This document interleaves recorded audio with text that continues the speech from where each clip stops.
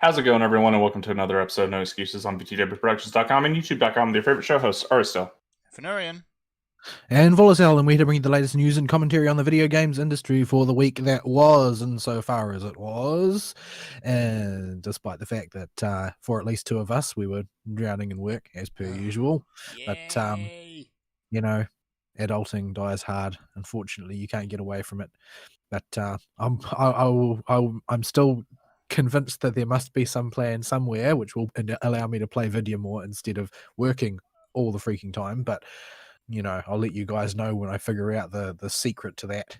Yeah, because I'm sure it would be a very, very popular piece of information if I can. It is the world's most closely guarded secret. What was it that Gandalf said in Lord of the Rings? The reward for work well done is more work. Ain't that the truth? All right. If you'd like to get involved with the show, you can do so by sending us email at noexcusesvtw@gmail.com, or you can follow us on the Twitter at noexcusesvtw, or you can join us in our Discord server, which you can easily access by clicking in the link supplied in the show description underneath the show archive on YouTube, or alternatively click on the show logo on any of our show posts at vtwproductions.com. Yes. So on the stream today, I'm playing the new and improved No Man's Sky, and because I've actually done some upgrades on my computer, I was able to turn the graphics up a bit further to take advantage of some the new graphics that they introduced, such as ray tracing on the ground when it's not tearing. Yeah, ray tracing. I still don't understand how people notice it. And in a casual playthrough, unless I'm looking for it, I don't notice it. Yeah, given how system intensive it is as a rendering option, I can't help but think that there's probably somehow some simpler, less hardware intensive way of accomplishing the same thing through cunning rather than horsepower. Yeah. This often seems to have been the case in the past. Apparently, I don't know if you guys played Unreal Tournament 3 or not, but it made some small waves when it came out, not because the game was particularly great, but because they had managed to devise a method of simulating an exceptionally high poly count simply due to manipulating texture depth. Mm-hmm. And I feel like ray tracing is one of those situations where you're just opting for brute force computation rather than, really thinking about efficient ways of doing things. Yeah. Because really a whole generation of video cards seems to be predicated on this ray tracing conceit. Yeah, and I'm a bit dubious about that. I think Microsoft and Nvidia have basically made a partnership to really do it. Like, if you take a game like Minecraft and you put ray tracing in that, it does look great because of the everything's so simple. But for the most part, like, does anyone actually remember that Final Fantasy XIV has ray tracing in it? It does? It does. It does. The ground textures, by and large, for the most part, are ray traced. Huh. But it's really only on dirt textures more than anything else. Because everybody spends so much time staring at dirt. Everyone wants to stare at the dirt. I certainly don't. Or they're staring at their car bumper. Yeah. So, it doesn't... For a high detail game, it tends not to add much. Like, No Man's Sky, I think it adds a little bit when you notice it, and then that's it. I don't think it's worth it to either A, spend the cost to invest into, or B, turn it on to begin with and make your system be pushed harder than it should be when you can use those resources for something else. Yeah, unless you're doing something simple like Minecraft. Yeah, and unless you got the beastiest beast of a machine and just don't care about how much you overload your system.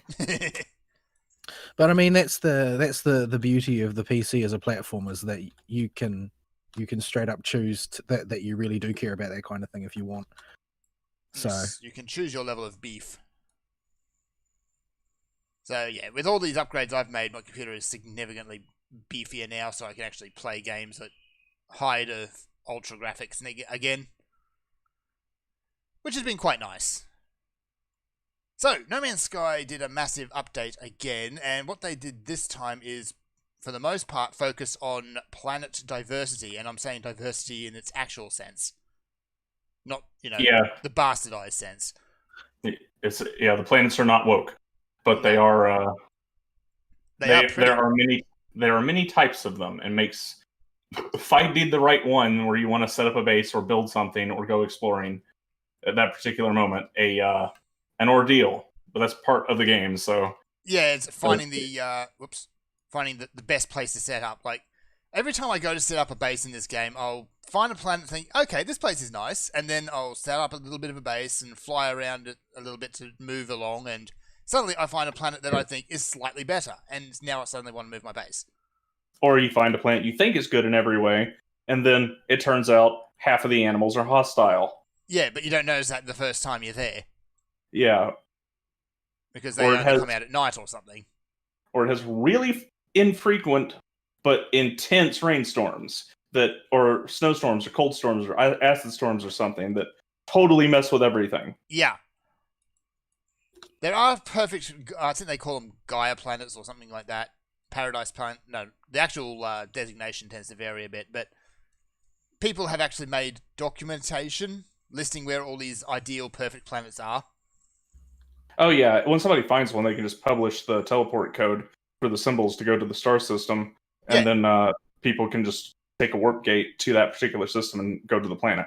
Yeah. Or they can teleport straight to the planet if they've made it a home base. Which is actually worth pointing out that this new patch has kind of made the community explode a bit, because all those previous worlds that they'd set up as city worlds, basically, where a whole bunch of players come together and build their bases close together, so you end up with essentially a city. A lot of those are gone now. So it's everyone, let's all start this again from scratch and make it even better now. So when you say gone, I haven't looked at the patch too much. What do you mean by gone? Well, a lot of the planets, even though existing planets didn't change too much, some of the geometry did get reset or moved around a little bit because of tweaks to the generation engine. So it's interpreted slightly different. Okay. So you wind up with people having to remove pieces of their base and recode the terrain because the patch reset that, I guess. Yeah. And by and large, it's also the appeal of, we've got all these brand new types of planets out there. Why would we stay on one that's, looks like it was built 7 years ago? Yeah. I'm glad they did add more planet types, because that was a thing when I was exploring, where they have a lot. But if the point of the game is to just keep going and exploring and seeing what's out there, after you've colonized the 8 types of planets with a base, they all just kind of run together as, oh, that's another acid planet. Oh, that's another frost planet. Yeah. So now you can go to a frost planet, and this one is deep red for no reason. Yeah, that was in before. The planets could have different skyboxes and colors. Yeah, but they could, but only within a limited spectrum. Now they've opened that right up, as well as started to mix and match the weather patterns. There's also more reason to go to planets with extreme weather conditions, like I think it was the fire or the heat intense ones you can use to recharge all your gear. So by staying out in the weather long enough, it will just recharge everything you've got. I see. At the potential risk of cooking alive. I think that was that one. So yeah, they've added a whole bunch more stuff. I'm not sure if this is going to be the last patch or not, because they've started announcing that Hello Games are going to be working on new projects, but yeah. Yeah, that's cool. That's cool. If they stopped now, I don't think anyone would complain whatsoever. Yeah, I think they've made up for their mistake. Oh, definitely. They reached forgiveness levels when they just buckled down and worked on it, and they have made their thing, their game have enough value in it with all the work they put in, that I think it's a justifiable purchase at $35 or more. Yeah. What's this thing? Oh, right, the solar array. Right. So yeah, it's a good investment. They've actually been a little bit cheeky and put the prices back up again. Every time they release a new major patch, they'll put the prices back up. I think they let the stores set those prices however they want with Hello Games now. As far as the PC release goes, I don't think that's Hello Games setting the price point. I think they just let the seller adjust it based on popularity at the time. Yeah. So yeah, it's still good. It's still good. Right. As far as my week goes, it's been a week. It's been a cowboy week. It's been a cowboy week, and I think we've reached the absolute worst depths of drunken cowboys. Are you in rodeo season again? No, this is just races, but because of the coof, everyone is starved for excuses to go out and make a nuisance of themselves in public. Yeah, and they're not short of that on a good day anyway. So we had an idiot I didn't realize cowboy they wanted jump on excuses for it. yeah. We had one idiot jump on the bonnet of one of our cars and smash the windscreen. It looked like, actually, from the video footage or from the dash cam, that he intended to go over the top of the car. He saw it on a movie once. I guess. But, that's dang close to a hold my beer moment. But oh no, this is definitely a hold my beer moment, because guess who was standing in the car right behind him? You? No. Mr. Policeman. So, if you go through and look at our dash cam, the interior is just the driver swearing at this moron. But you look out the back window, and here's this cop car go herring off down the street after this idiot. The fuzz is coming for you. Yeah, when you do something outrageously stupid right in front of the cops, you get everything you deserve. Yeah. The only response you have at that point is when the cop pulls you over and go, "Hello, Officer Friendly. How can I help you today?" Are you going to be able to reclaim your costs? Yes, because they caught him, and admittedly everyone there dobbed him in as well, because they all think he's a gibbering moron. Looks like we're probably going to get our costs back out of him. Oh, sounds like he was a gibbering moron. Yeah, well, he still is. But the thing is, looking at all the records there, it's like 3 people in the space... No, sorry, scratch that. 4 people in the space of about half an hour all thought it would be a good idea to jump on the car. It's just... I don't know what's going on with these people, but seriously, grow up. So yeah, that's been fun. I'm not sure I would classify that as fun. Fun in gigantic sarcastic air quotes. I would call that a lot of things, but fun is not one of them, having to deal with paperwork with an insurance company. Yay. Yeah, that's always a pain. Yep. What do I need? See, for those that don't know, you as the average consumer, when you deal with an insurance company, the insurance company will take care of it for you. When a company has to call the insurance company to help, they have to help negotiate the claim. And guess who? And the guy that you have hired to do financing has to do that negotiating. Uh-huh. Well, you mean the guy who was hired to be the IT guy? Yes. Yes, yeah, the IT guy does it. And I'm here to tell you, every bit of the paperwork involved is just bureaucratic nonsense, number one, at least in the US. And number two, the people on these negotiating calls are flippin' retarded. Okay, well, yeah. Unpopular opinion time for anyone who... well, actually, this is going to be a popular opinion. Insurance agents are dishonest bookies. Crooks. Yeah, the crooks. Yeah, that's all they are, is a bookie who is dishonest. They're crooks and thieves. Well, it's their underwriters that are the problem. Sometimes you can actually get agents who are willing to bend the rules in your benefit. Yes. Because they want to secure you as a customer or whatever. Or they will actually help you out, and you can actually get good deals. But that is pretty much down to luck of the draw, really. Yeah. But the underwriters are ruthless. They're basically the mob, except legitimate. Oh my. Yep. But unfortunately, we still need insurance agents. Yeah. I wish it was mandatory to have car insurance in this country. Yeah, it is in Australia.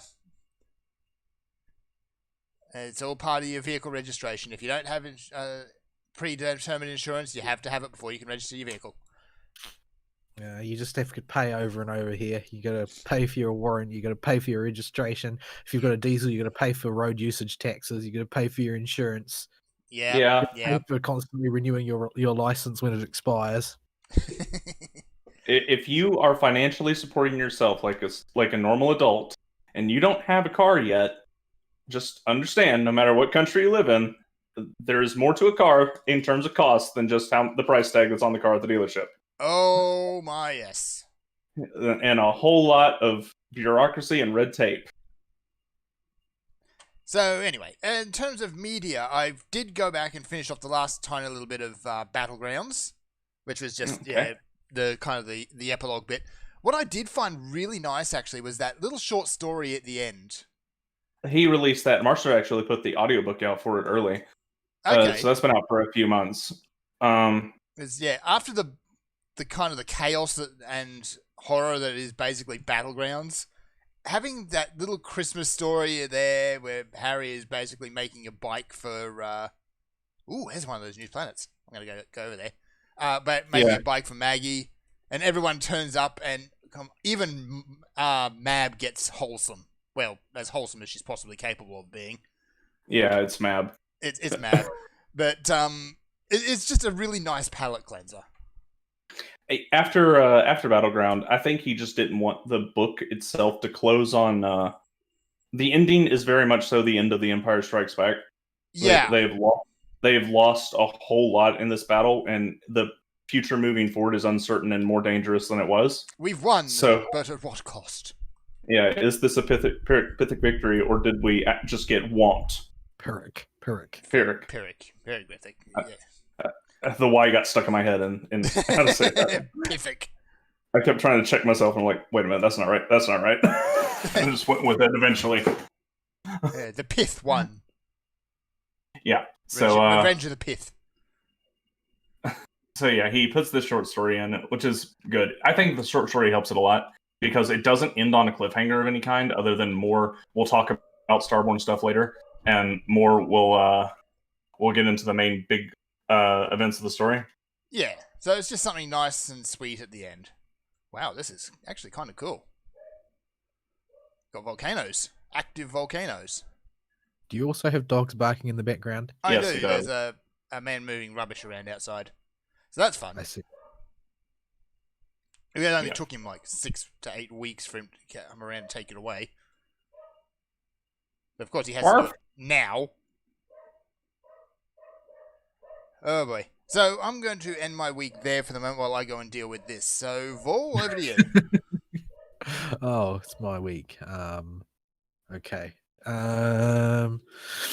Let's see. What did I do during this week? Well, this week was rerun week for the I can't even remember what the FGO event was called because it's got a really long name, a really long and silly name, in fact. Last year's Halloween event.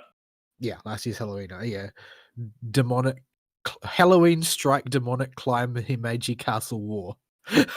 So yeah, and I've cleared the entire thing with 3 days to spare. Thank goodness. The main reason I was able to do that, of course, was because I rolled for Oki last year, and because of that, I had some CEs kicking about for the event, which sped up the grind pretty considerably. I didn't bother to try and clear the shop, but I did get most of the stuff from the shop. I got all the important stuff though. So, and it of course gave me a chance to use the Kirihime team, since they both have massive damage increases for being chat buddies with Oki.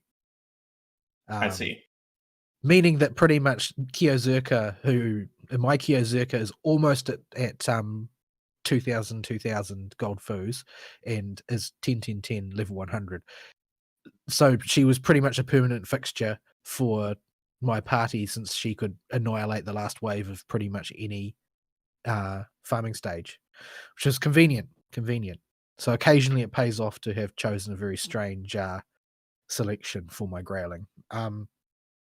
So that's over, and also the strengthening for Oki came out, meaning that Oki now buffs whatchamacallit, Buster as well as Quick, which expands her usefulness pretty noticeably in a lot of scenarios. Only Land will be next, which I don't know much about how it's structured, other than I think that's another, like most events, it's divided into two main phases, and I think the second phase is raid centric, like most of the Oni themed events. But I expect it will be suitably silly as always. I don't really have much else to talk about gaming wise, other than that I would say on one hand that consumed most of my free time, and on the other hand, I just didn't have very much free time. My pretty hefty amount of my free time was consumed by, of course, the production of our episode 0 of the Mostly Peaceful podcast, which is Ari and I's political spurge out show. Yeah, this we both put significantly more work into it than we normally do, even for the main show. And it was a big range of topics to cover. But I think, given the range we were covering, we did okay with it. It wasn't a total train wreck. Now, I've got to think it must be a marketable skill for. I don't know who to market it to, but it must be a marketable skill that we were pretty much able to hold forth for a 7.5-hour stretch. Yeah, it was 7 to 7.5 hours. It's all on YouTube right now. The video's unlisted because I needed to check with Vol about if he remembered anything that was particularly bad that we said that could get him in trouble with his government. Well, I think there are lots of things that I can get in trouble for, especially considering that the Prime Minister's planning to expand hate speech to cover anything she doesn't like. I think that we did a commendable effort of avoiding anything particularly spicy. In fact, by the time we were done, I felt we were way too normy and we should have been edgier. Yeah, I pulled back a little bit on stuff that I was planning on going a lot harder on and going much more into my real opinions on. But I let up a little bit. Stuff about the Supreme Court and Ruth Bader Ginsburg in particular, I pulled back just a hair on, and I was still pretty ruthless towards RBG as far as opinions on her. So these are, while normie-ish for us, they are, or tepid for us, these are radical for everybody else. Yeah, that worries me. That worries me in the meta context of what that says about the rest of the culture. That what I might view as a simple opinion based on, you know, ethical and moral realities of things that are true and things that are not, those sorts of things are highly offensive to a lot of people, and I don't really understand why that should be. There are a lot of things that I take to be manifestly obvious are offensive to consider obvious for a lot of people. Yeah, So, it puts us in a very awkward situation holding beliefs like that, where we know we believe what we believe, but we can't say it for fear of the consequences.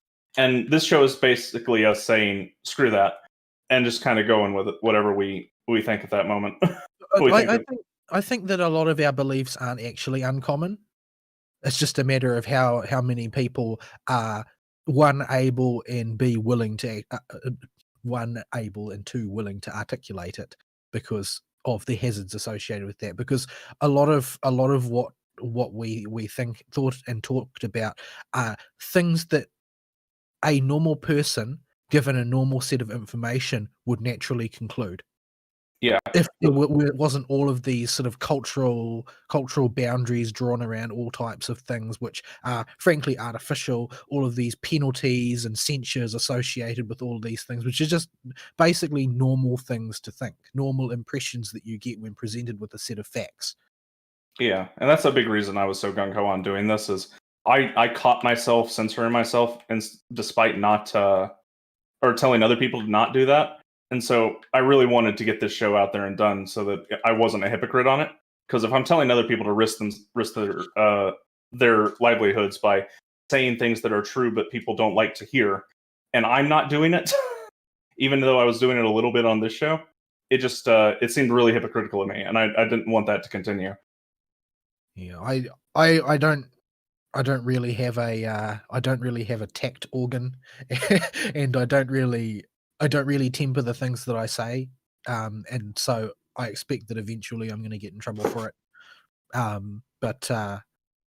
Yeah, I guess I also don't know a lot about my own cultural context in a lot of ways because I associate very little with other New Zealanders by and large because I just don't see them very often. Virtually everybody at work is immigrant, and they have very, very genuinely diverse ways of thinking. You know, real diversity in thinking, not the fake diversity in thinking that you tend to get when the culture is actually a monoculture of people who are, you know, yuppies. But because everybody comes from radically different cultural backgrounds at work, they actually have different views because they're all informed from different upbringings in different countries. Yeah.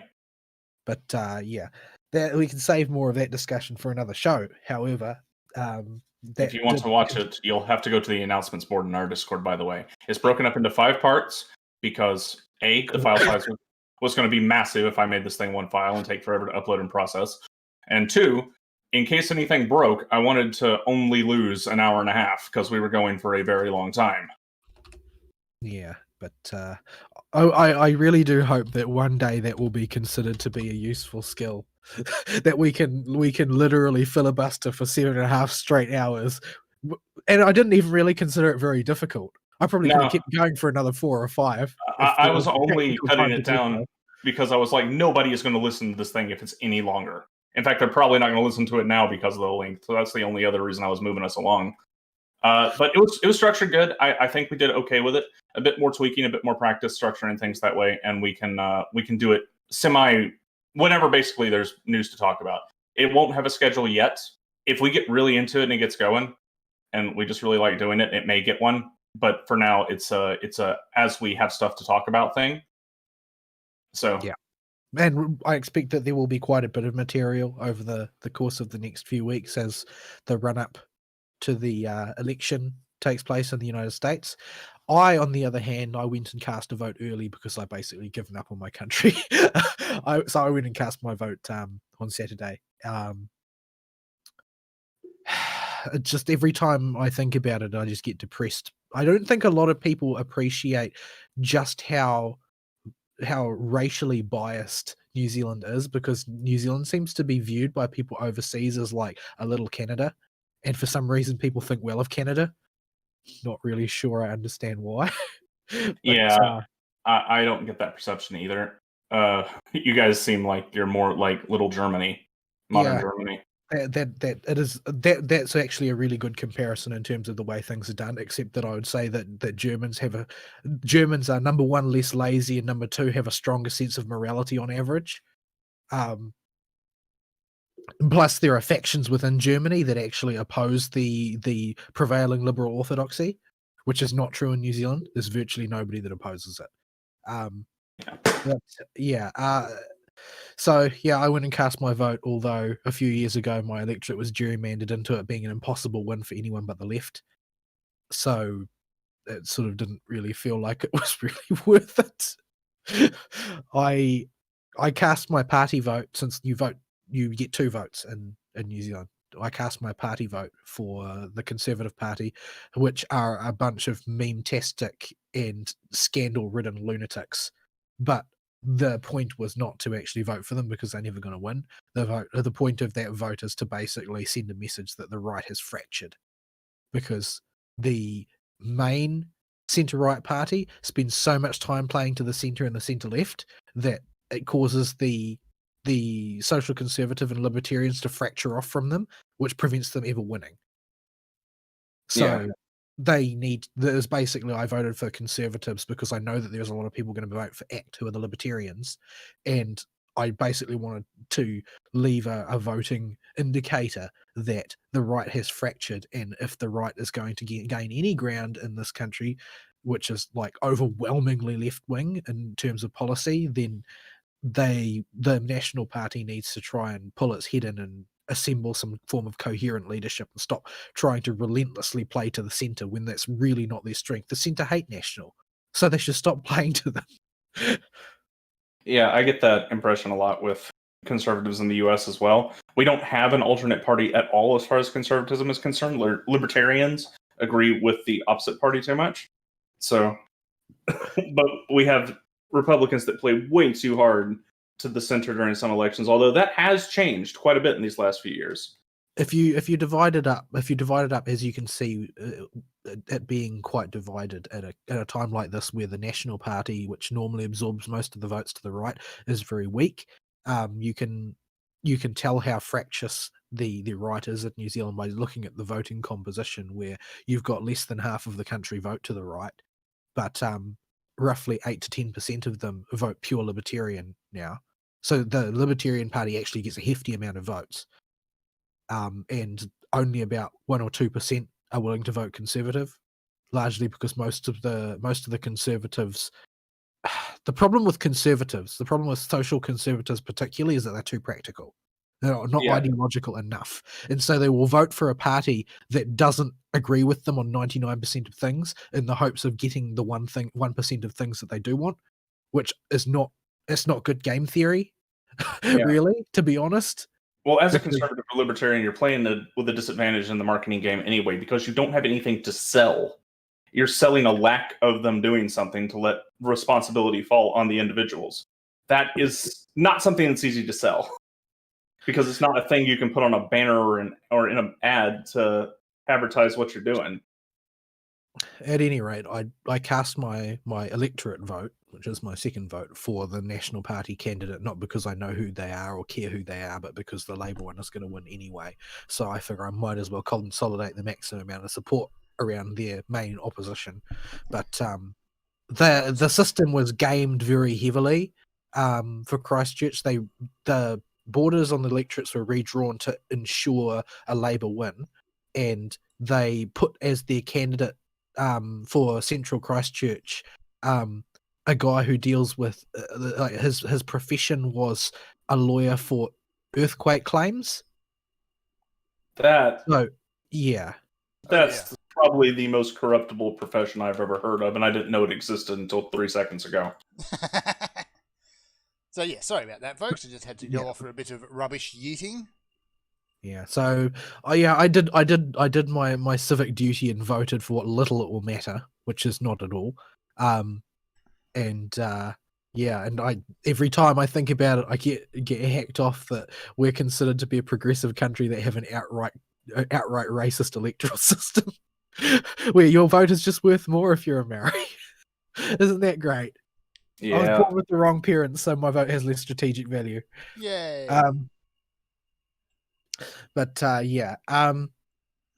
So that was not that fun. That reminds me, we've got state elections coming up here in a few weeks. Mm-hmm. Honestly, though, a slightly damp cinder block looks more appealing than Palaszczuk right now. Yeah, I don't know. The more local an election, the worse the candidates seem to be, which is pretty bad considering how bad the national level candidates tend to be. Rough. Yeah, in local elections, you either get the single most corrupt individual you've ever seen or could conceive of, or that you just get a normal Joe who's just running and ain't going to do anything. Actually, speaking to a Kiwi the other day, and her opinion basically was, can we just have John Keys back, please? Yeah, like nobody liked John Key when we had him, but now we wish that we had him back. Yeah. Because he may have been, a cold-hearted bastard in a lot of ways, but he knew the value of a dollar. Yeah. And I don't think that anybody in the Labour Party does. Like the sheer quantity of money that they've been printing is really terrifying. I just prefer to avoid thinking about it. It's been done in history multiple times in multiple places. Just printing more money never works. And is an especially pernicious problem because even if you see it happening and know how bad it's going to be for you and not too terribly long in the future, there's nothing you can do about it. Uh-huh. Yeah, because it's a decision made from on high to engage in, quote, quantitative easing, unquote. That sounds like complete bollocks if I ever heard it. Yeah. There's a lot of advanced theory on how it's not crippling to an economy, none of which is true. Yeah, that's about right. It is not crippling for about 2 days until all of a sudden people that are selling goods realize there's more money in circulation. And so they go, oh, well, I'll just mark my prices up proportionally. And then you have effectively accomplished nothing except diminishing people's savings if they save money. Congratulations, this is how you break an economy. Yeah, but anywho, everybody's savings are already going to go down the tubes. They're like all of it, even in the light of the Keynes approach that they're taking, the government is already predicting crippling damage to people's savings. Yeah, and they're planning to bolster the housing market again, as though that's going to help. So anyway, this is politics, and you've already spent 7.5 hours this week ranting on about that stuff. It was American politics, though. I'm now complaining about New Zealand politics. But it's the same. It's just on a smaller scale. It's not the same. In fact, it would be easier to handle if it's the same. The problem with polarization is that you get polarization, and then people are people are more inclined to take extreme views, and typically the left will descend into violence first, followed by the right, who are better armed, who will escalate their violence. Huh. But in New Zealand, nobody cares enough to do anything about anything. Yeah. So we just sit and rot. Hooray, So, stagnation. but yeah, so that sucked. I did start watching some of the new season anime, and Yeah. it's so far the ones that I've poked at have all been I went back. just Actually, ugh. I went back and started to catch up on Black Clover. Black Clover has been running in a relatively solid vein for the most part. Yeah.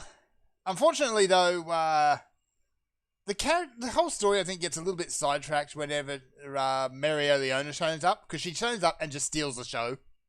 Well, yeah, I really like her. I think she's cool. She's an absolute beast. In every conceivable way.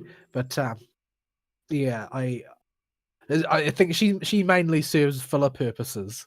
Yeah, like she's a great character. She's entertaining to watch, but as a person, I don't think I'd want to be anywhere actually near her. But having a whole anime based around her would not be fun, I think, or a character like her. No, I think she's fun because of the perturbation she introduces to the current paradigm. Because she's just one of those characters whose power is on a complete lunatic level. Yeah, even for the setting, she's just ludicrously powerful. Yeah, but that power exists in only one form, which is hitting things and hitting them very hard. Yeah. There's the vast majority of her power is directed at. We've seen her throw down once, but for the most part, her role seems to be whenever things are quiet, she just kicks in someone's door and drags them off to something ridiculous. Yeah. But the other things on offer this season that I've looked at so far have been the choices that I've made have been random ones for the most part, and I have not been rewarded very generously for having done so. So I'll just flick down the list and see which ones I poked at. Iwakakeru, which is a rock climbing sport anime type thing, is 100% in the same vein as the one about girls playing beach volleyball. Okay. It exists for cheesecake purposes, except because these guys, these girls are all rock climbers. They're a little bit more muscular on average, so it's basically pandering to the muscle girls aesthetic a little bit, but it's basically a cheesecake sports anime series. And there's nothing that I can say about it beyond that, really, to be honest, because it's very silly in the sense that the premise is retarded. And the main character gets into rock climbing because she spent her middle school years as a hikikomori playing video games, more or less, and sees the rock climbing wall more or less as a puzzle from a video game, and has a natural knack for solving the paths up the wall. And she makes up for the fact that she isn't all that terribly strong, simply due to the fact that she also doesn't weigh very much and is so good at picking the optimal paths that she can get by with the little strength that she has at the start. Okay. So, but that's the conceit, which is pretty flimsy, and yes, from what I've seen of it, is just not that impressive. It's very, very standard and exactly in the same mold as all the other similar ones. Jujutsu Kaisen is, based on what I've seen, is just a shonen, and it starts it's basically it starts the same way as Bleach, more or less. Actually, I heard a few people say that it's just Bleach again. Yeah, except Bleach, I feel had more style. Like I actually watched some media again recently critiquing Bleach, because I'm always interested in seeing what angles people use to attack it and defend it, because it does have, a defense force who you'll defend it to the hilt regardless of its failings. And the thing that nobody ever seems to argue about is that up until the end of the Soul Society arc, it was just better than virtually anything else there was in that market, simply due to the sheer level of illustration that Kubo has. Mhm. Like, as an artist, I think Tite Kubo is just better than any of the artists for the big shonen series by far. It's not even close. The problem is his consistency. The problem with not the problem. I think the thing that happened was last weekend. I think some big YouTuber made a revision on like the most popular Bleach criticism video on YouTube or something, and so I've seen a lot of people talking about Bleach too. Well, I think that the main reason that happened is because they were going to animate Thousand Year Blood War, which Thousand Year Blood War is basically the complete botching of a strong concept. Woof. But yeah. But yeah, at any rate, Jujutsu Kaisen is an unimpressive retake on a similar sort of theme, but it looks like just a standard shonen of the exact same type we've seen umpteen times before. So whether or not it finds a way to distinguish itself over the course of a core, I don't know. Maybe it will, maybe it won't. Couldn't say at this stage. I watched the first episode of the next season of Is It Wrong to Try to Pick Up Girls in a Dungeon? Adventures And of String Boobs. It's more or less just continuing in the vein of a new arc. I thought that the previous arc was quite strong, although it came to some very strange sort of romantic conclusions at the end because it was pretty well. It introduced the rather awkward elephant in the room of the affection of a goddess for her human subordinates on an account of the fact that they live for a blink of an eye by comparison, and they introduced this as a sort of a major point of contention for like the last episode as a sort of a dramatic conflict of sorts for the last few episodes in the previous season. But the thing is that was on top of introducing a romantic interest for the main character who they seem to genuinely like each other. And then they sort of throw this curveball and then shove her into the background immediately. Yeah. And then all these characters are present again at the start of this new arc, and everything that had just happened seems to have been forgotten about. So I'm not really sure what they're doing there. But the new arc seems to be based on another very, very simple plot idea that will spin out into complex consequences, as is the way they usually do these arcs in the series, which is that Belle encounters a monster in the dungeon that more or less looks like a little girl and can speak. But and so he basically sneaks her out of the dungeon, and because she's being pursued to be killed by adventurers, because that's what you do with monsters. And so this creates a whole bunch of conflict because number one, monsters are supposed to stay in the dungeon, and number two, the only purpose of a monster is to be killed.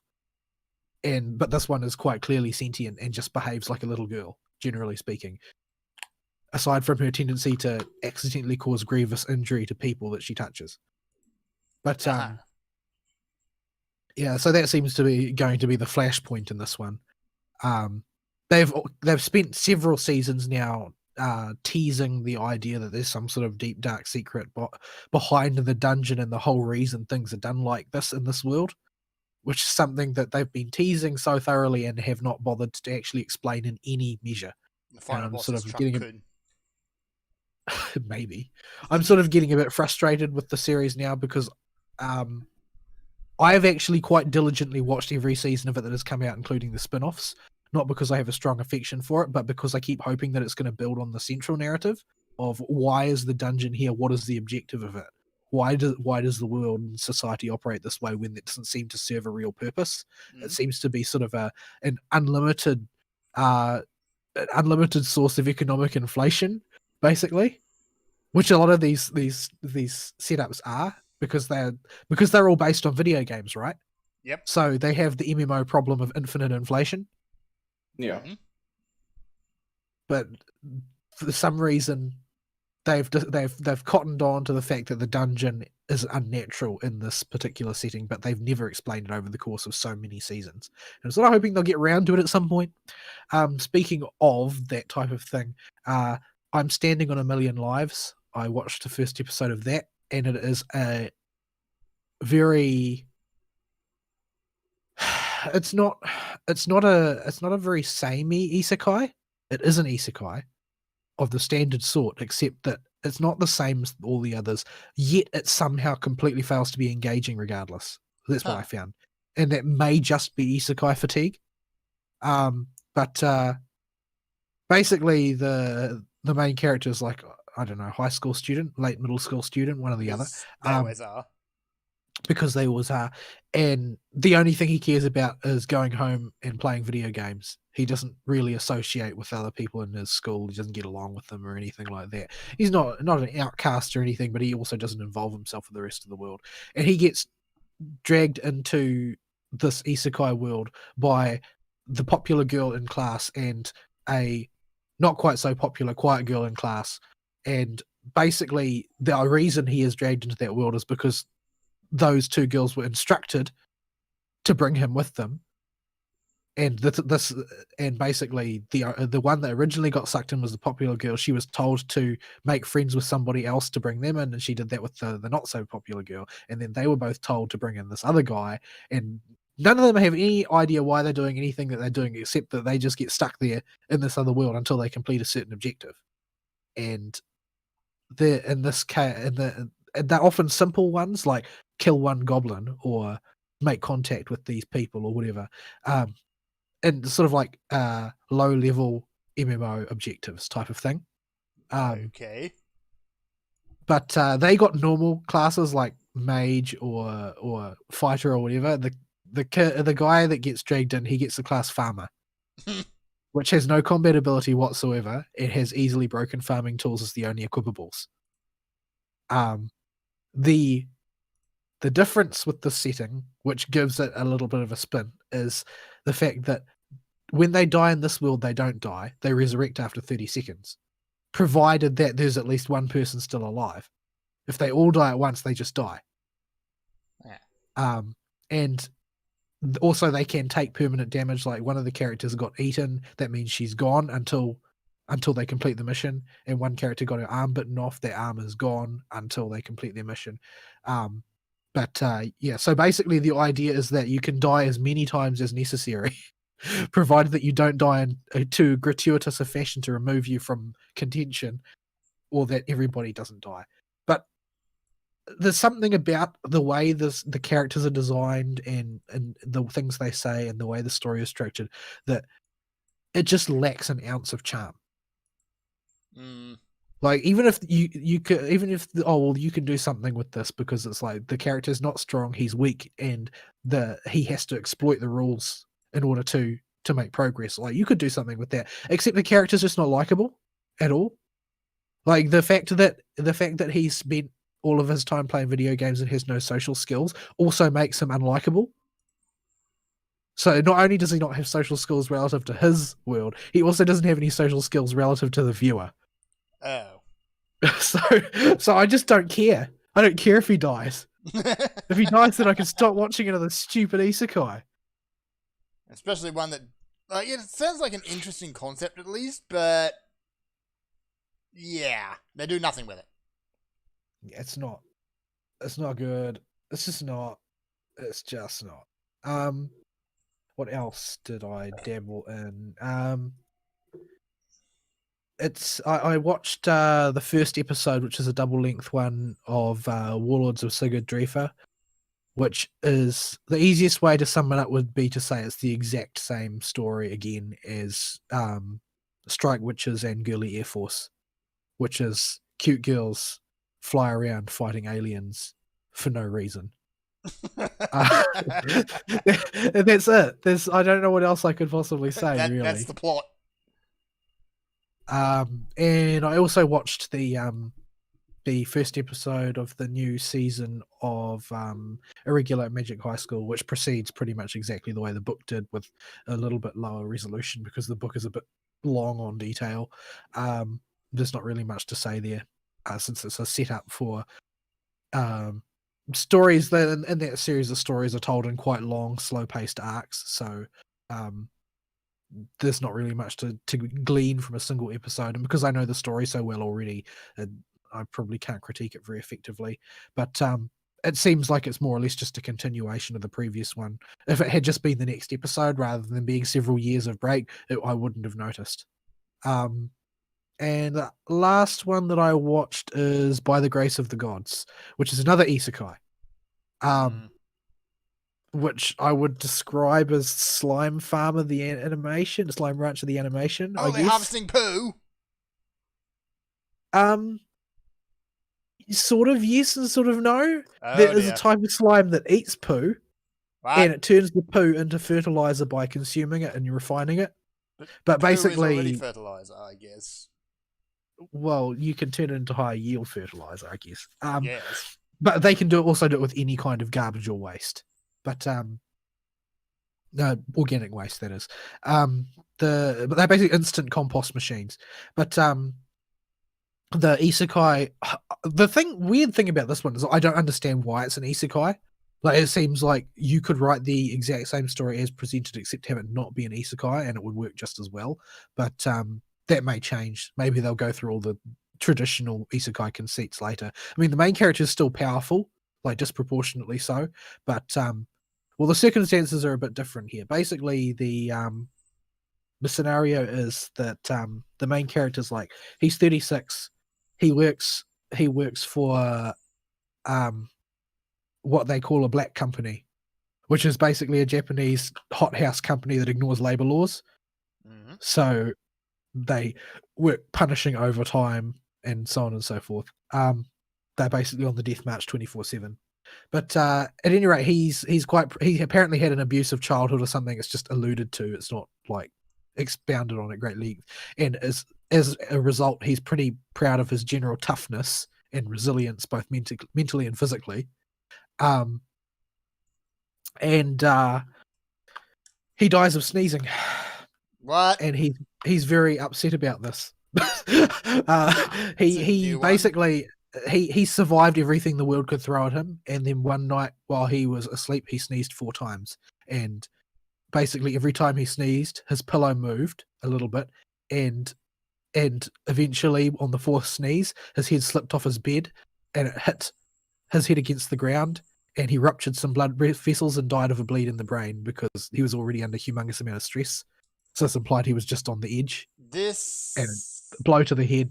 And honestly, as a cause of death, it sounds a bit real to me. It does. But it's also probably the worst cause of death in isekai since Kazuma. I think that Kazuma pretty much takes the cake and probably will do until the end of time. But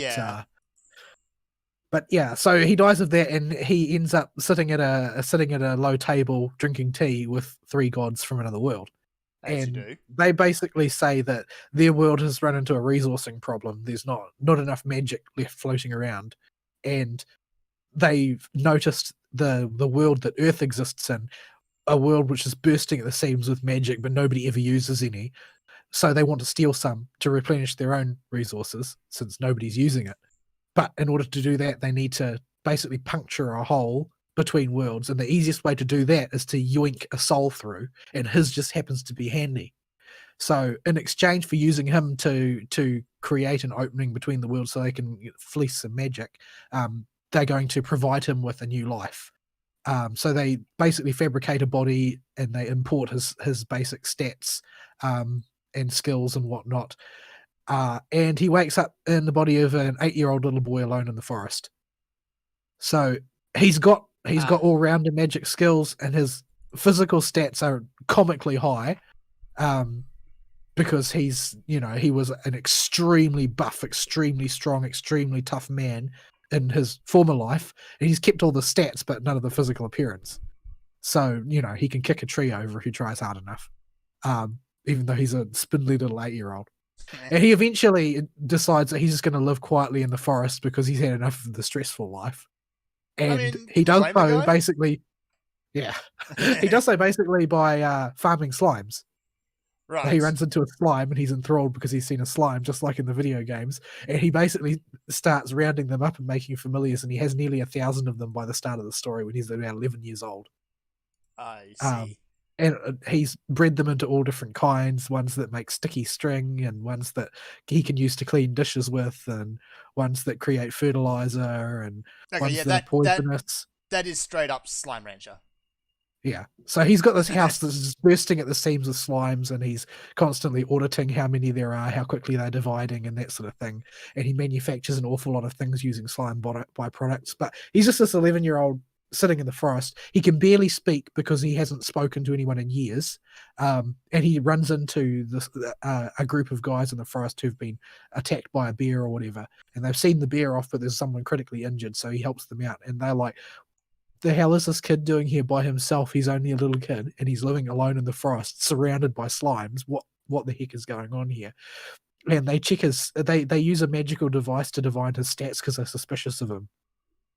And it turns out that the device that they use only shows the highest stats that a person has, and it just so happens that his highest stats are all resilience to extreme physical and mental trauma. So they're all very worried about this kid.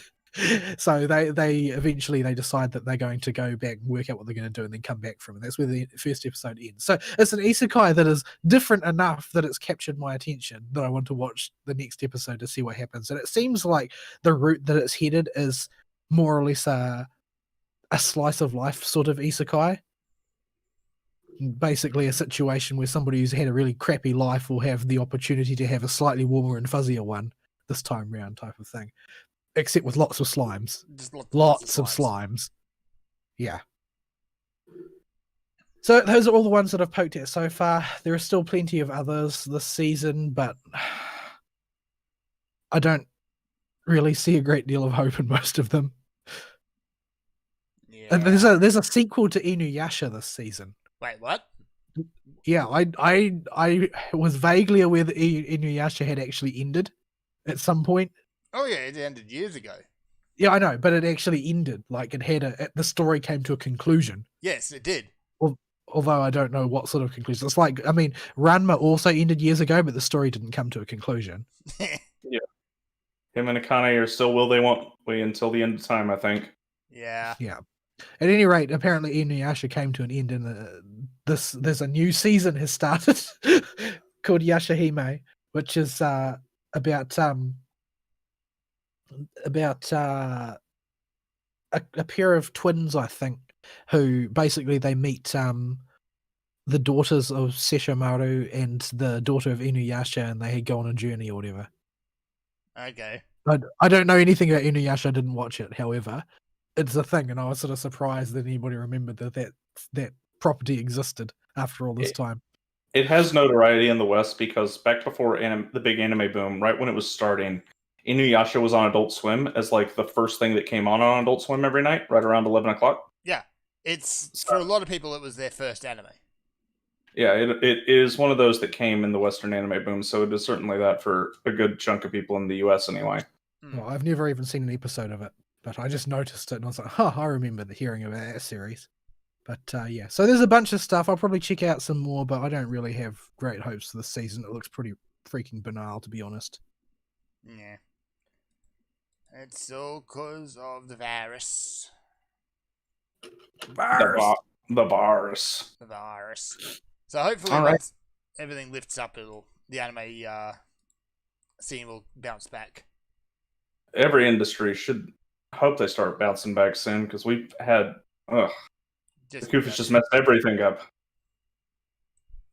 So yeah, let's go to a break. I think it's a good time for one. Ready? All right, we'll be back after some music, folks.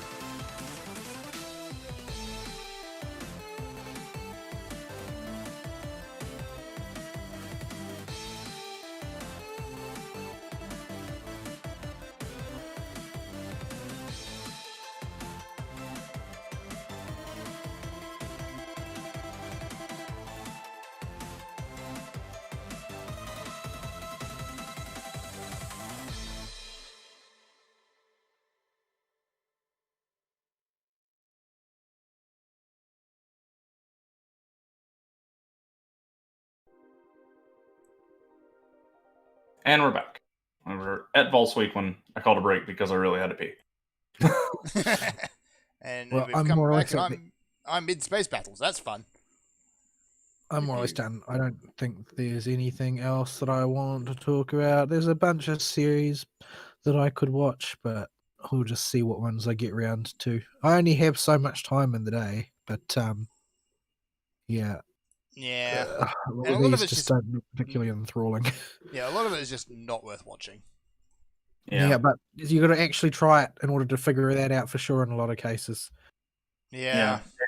With the until the Koof hit, we were drowning in Animu, so I could understand doing that to find some hidden gems. It's just nowadays I can't even bring myself to even think about attempting to pick through and see if anything good jumps out. Yeah. Like, if you've got a backlog, now is the time to go to it. Yeah. Alrighty. I guess we'll jump into my week. Yes, indeed. So, the Koof strikes back in a way that has been annoying me the entirety of the Koof, but in a way that is more obnoxious regarding work than I initially gave it credit for, because I knew it would throw things out of whack, but I didn't think it would make it so I would be completely unable to predict what we're doing at work ever on any given day. Because normally, based on the workload we have and the ebb and flow of the work cycle and when people usually are ordering stuff versus when they want quotes, because they'll ask for quotes, sometimes years in advance or 2 seasons in advance of a job, and we'll know what type of jobs we're getting. None of that is going on right now. And I cannot accurately gauge how quickly somebody's going to place an order and when our workload is going to get absolutely insane. So you have some days during the week where there's not a whole lot to do in terms of work because people have been shut down from the Koof, so everybody else is on this same wonky waiting on everybody else thing. And then eventually the pipes move for every job at once because everybody went back to work at the exact same time. And then you have days that are just absolutely nightmarish, and there's no way to accurately predict what any of those days are going to be. So I would often make predictions about how my weeks are going to go based on my workload. But because of the Koof and how it's totally screwed everything up with people wanting quotes out of season that they would normally want it, and people starting jobs at points in the season when they normally wouldn't for certain types of jobs, I just genuinely have no flipping clue what's going to happen any given day, let alone week. So planning has become a nightmare this year. And this was exemplified this week when we had 4 different jobs that had to do with Emory, which is a big university/hospital system in the U.S. And we had the Atlanta branch of Emory, both their law school and the new hospital they're building, call us and wanting a ton of work done on 2 jobs all week. But they would call us, like, both would call us on Monday, and then Tuesday we wouldn't hear back from them when we need to finish the order and stuff. And then on Wednesday we hear back from both of them. And so it's been like this the whole time. People don't know how to space out their projects. So I've been very frustrated. Normal, really? Yeah, it's just I've been very frustrated because I can predict the work schedule even less than normal, and it's something I really liked as a perk of this job, being able to plan stuff, and I just can't do that right now, so I got to take free time wherever I can get it. And unfortunately, I just haven't really been motivated to play anything of substance. Because when there is busy days, I get home and I'm like, I'll just listen to an audiobook and play something I don't have to think with. And that doesn't feel quite right, but I feel like I'm doing it more and more and more now. So this week's video game was the one everybody was playing. I was playing Genshin Impact quite a bit. We talked about it some last week. Genshin Impact, I have enjoyed what I have played of it. I am just eternally worried about the big red Winnie the Pooh in the room. Yeah, there's no way of knowing what they're going to do with that. Because at some point, they have to realize that, well, I mean, if you like your market, you're going to have to try and keep it. People will not, in a world which is oversaturated with distractions, people don't need to keep using your product if they don't want to. Yeah. And so Genshin Impact has this big red Winnie the Pooh hanging over it, and because of the way their companies work in China, I've had to deliberately tell myself repeatedly, no, don't buy the simple $5 boost. Don't buy anything in this game. Keep free to play in it if you play it at all. Because it's not worth it. The drop rates are too terrible to even fathom if you pay money. And you're looking for anything that the rate up that's not in the rate up banner. Yeah, and we're talking Saint Court seems appealing by comparison. Yeah, try Yeah. Saint Court is twice as likely to get you something. There were 2 documented double 5-star pulls, period, end across all regions in the on the Reddit yesterday when I looked. Yeah, like it makes a big deal of saying that it's got a forgiving gacha system, but what they don't tell you is you're going to rely on that system for anything of value. Literally every person is just building up Intertwined Fate to save up for the guaranteed 5-star at 90 pulls. Exactly. And that's what I did, and I did hit that point because while if you progress through the main story and you do just be thorough in your exploration as you're going through each area, and be sure you do all the quests, you'll have enough Saint Quartz to do those Intertwined Fate to do the 90 pulls on the limited banner. And so all of the 5-star characters are absurdly broken. The current rate up one, Venti, is the second most busted one in terms of his general utility, A, and B does really heckin' good damage too. Yeah, like that CC is just no game which was interested in balance would attempt to put a character with that level of CC in it. Yep. So the 5-stars are not even close to balanced. All of them are busted except for Jean. I've heard she's pretty bad. But all the other ones of are course, naturally the one I got. Oh, I wish I got her actually. She's actually just because you're the worst 5-star doesn't mean you're not head and shoulders above everything else. Like she's still a good character. So if that's the worst 5-star, it'd be interesting to see what the best one is. Yeah. So the best one by community consensus, I think, doesn't count as the best, and it's the one I got. He's far and away the best damage in the game. Not even close. In terms of just raw damage output, he is the best character, and that's Diluc. But he has no utility. He can do nothing but hit stuff really hard. And this becomes an issue unless you're just going for the big damage numbers, because on all the spreadsheets, he looks like so far and away the best. He looks like in need of a nerf in a gacha game, badly busted. But you don't have the opportunity to ever do that full DPS combo because it's an action game where you have to move and dodge and stop your combo streak. So if you want to survive, you can't have him hitting like that. He's still worth keeping in your party because when you do want to do your DPS on something that you've stunned, you want to clobber it really good. But he's otherwise way overrated IMO. That, and it's an action game. You can account for a character's shortcomings with your own skill if you just practice enough. Yeah. This is not a traditional RPG or MMO. That's not strictly true. It's not strictly true. It's nearly true. It's nearly true. It's true in like 95% of cases. But there are some hard DPS checks. Yeah. That just require you to funnel out damage at a certain pace, and there are some characters just cannot do it, no matter how hard you try. Yeah. But you have Protag with arrow that gets amplified if you have anything with fire or lightning to match the appropriate element. And that's what people use it for, is the filler when they don't have any good DPS. And the rate up banner, if you roll on it, period, is guaranteed to give you you'll by the end of rolling on the Intertwined Fate banner to get to your guaranteed 5-star, you will have pulled multiple copies of official Barbara and or the food China girl. The food China girl. I forget. She's the least useful and one I like the least. So I got the most copies of Barbara and Official. I didn't get very many of China Girl, which I'm thankful for, because China.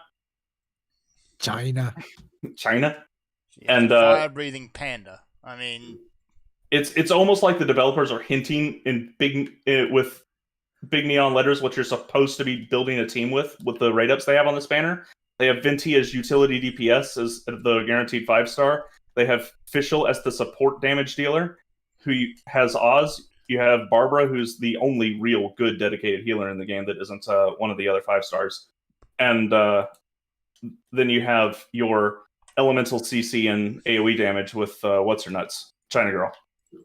Jeez. So they're clearly hinting how you're supposed to play the game. And people in general are happy with the banner as the starter banner, given the characters we got, because Fischl is really good as a holdover until you get a 5-star or you figure out a build that works or get something to drop. Because Fischl has Oz, and you don't actually ever use Fischl. The girl attached to the bird is useless in the harder combat challenges. The bird is why you have Fischl. And so, and you need multiple copies of her as well to be able to engage her real usage. So her being on the Raid Up banner and getting one like literally every other 10 pull helps a lot with making her usable. So she's become kind of a meme. Yeah. So her and the bird become kind of a meme. Yeah. Best Burb has become what carries people through some of the early Abyss, Spiral Abyss dungeons. I don't know. I think Fischl is charming in her own right. Not useful, but charming. Yeah. So the big question is it still toony if you actually do have magic powers and you do have a magic talking bird that hangs out with you? I think so, yeah. When you milk it to that degree. If you have an eye patch, then yes. Yes. I think the eye patch sells the toony image more than anything in her character. So yeah, you drop Oz on the ground and then you pull out your main DPS, whoever it is, and then you go to town with your main DPS while Oz does more damage than your main DPS character.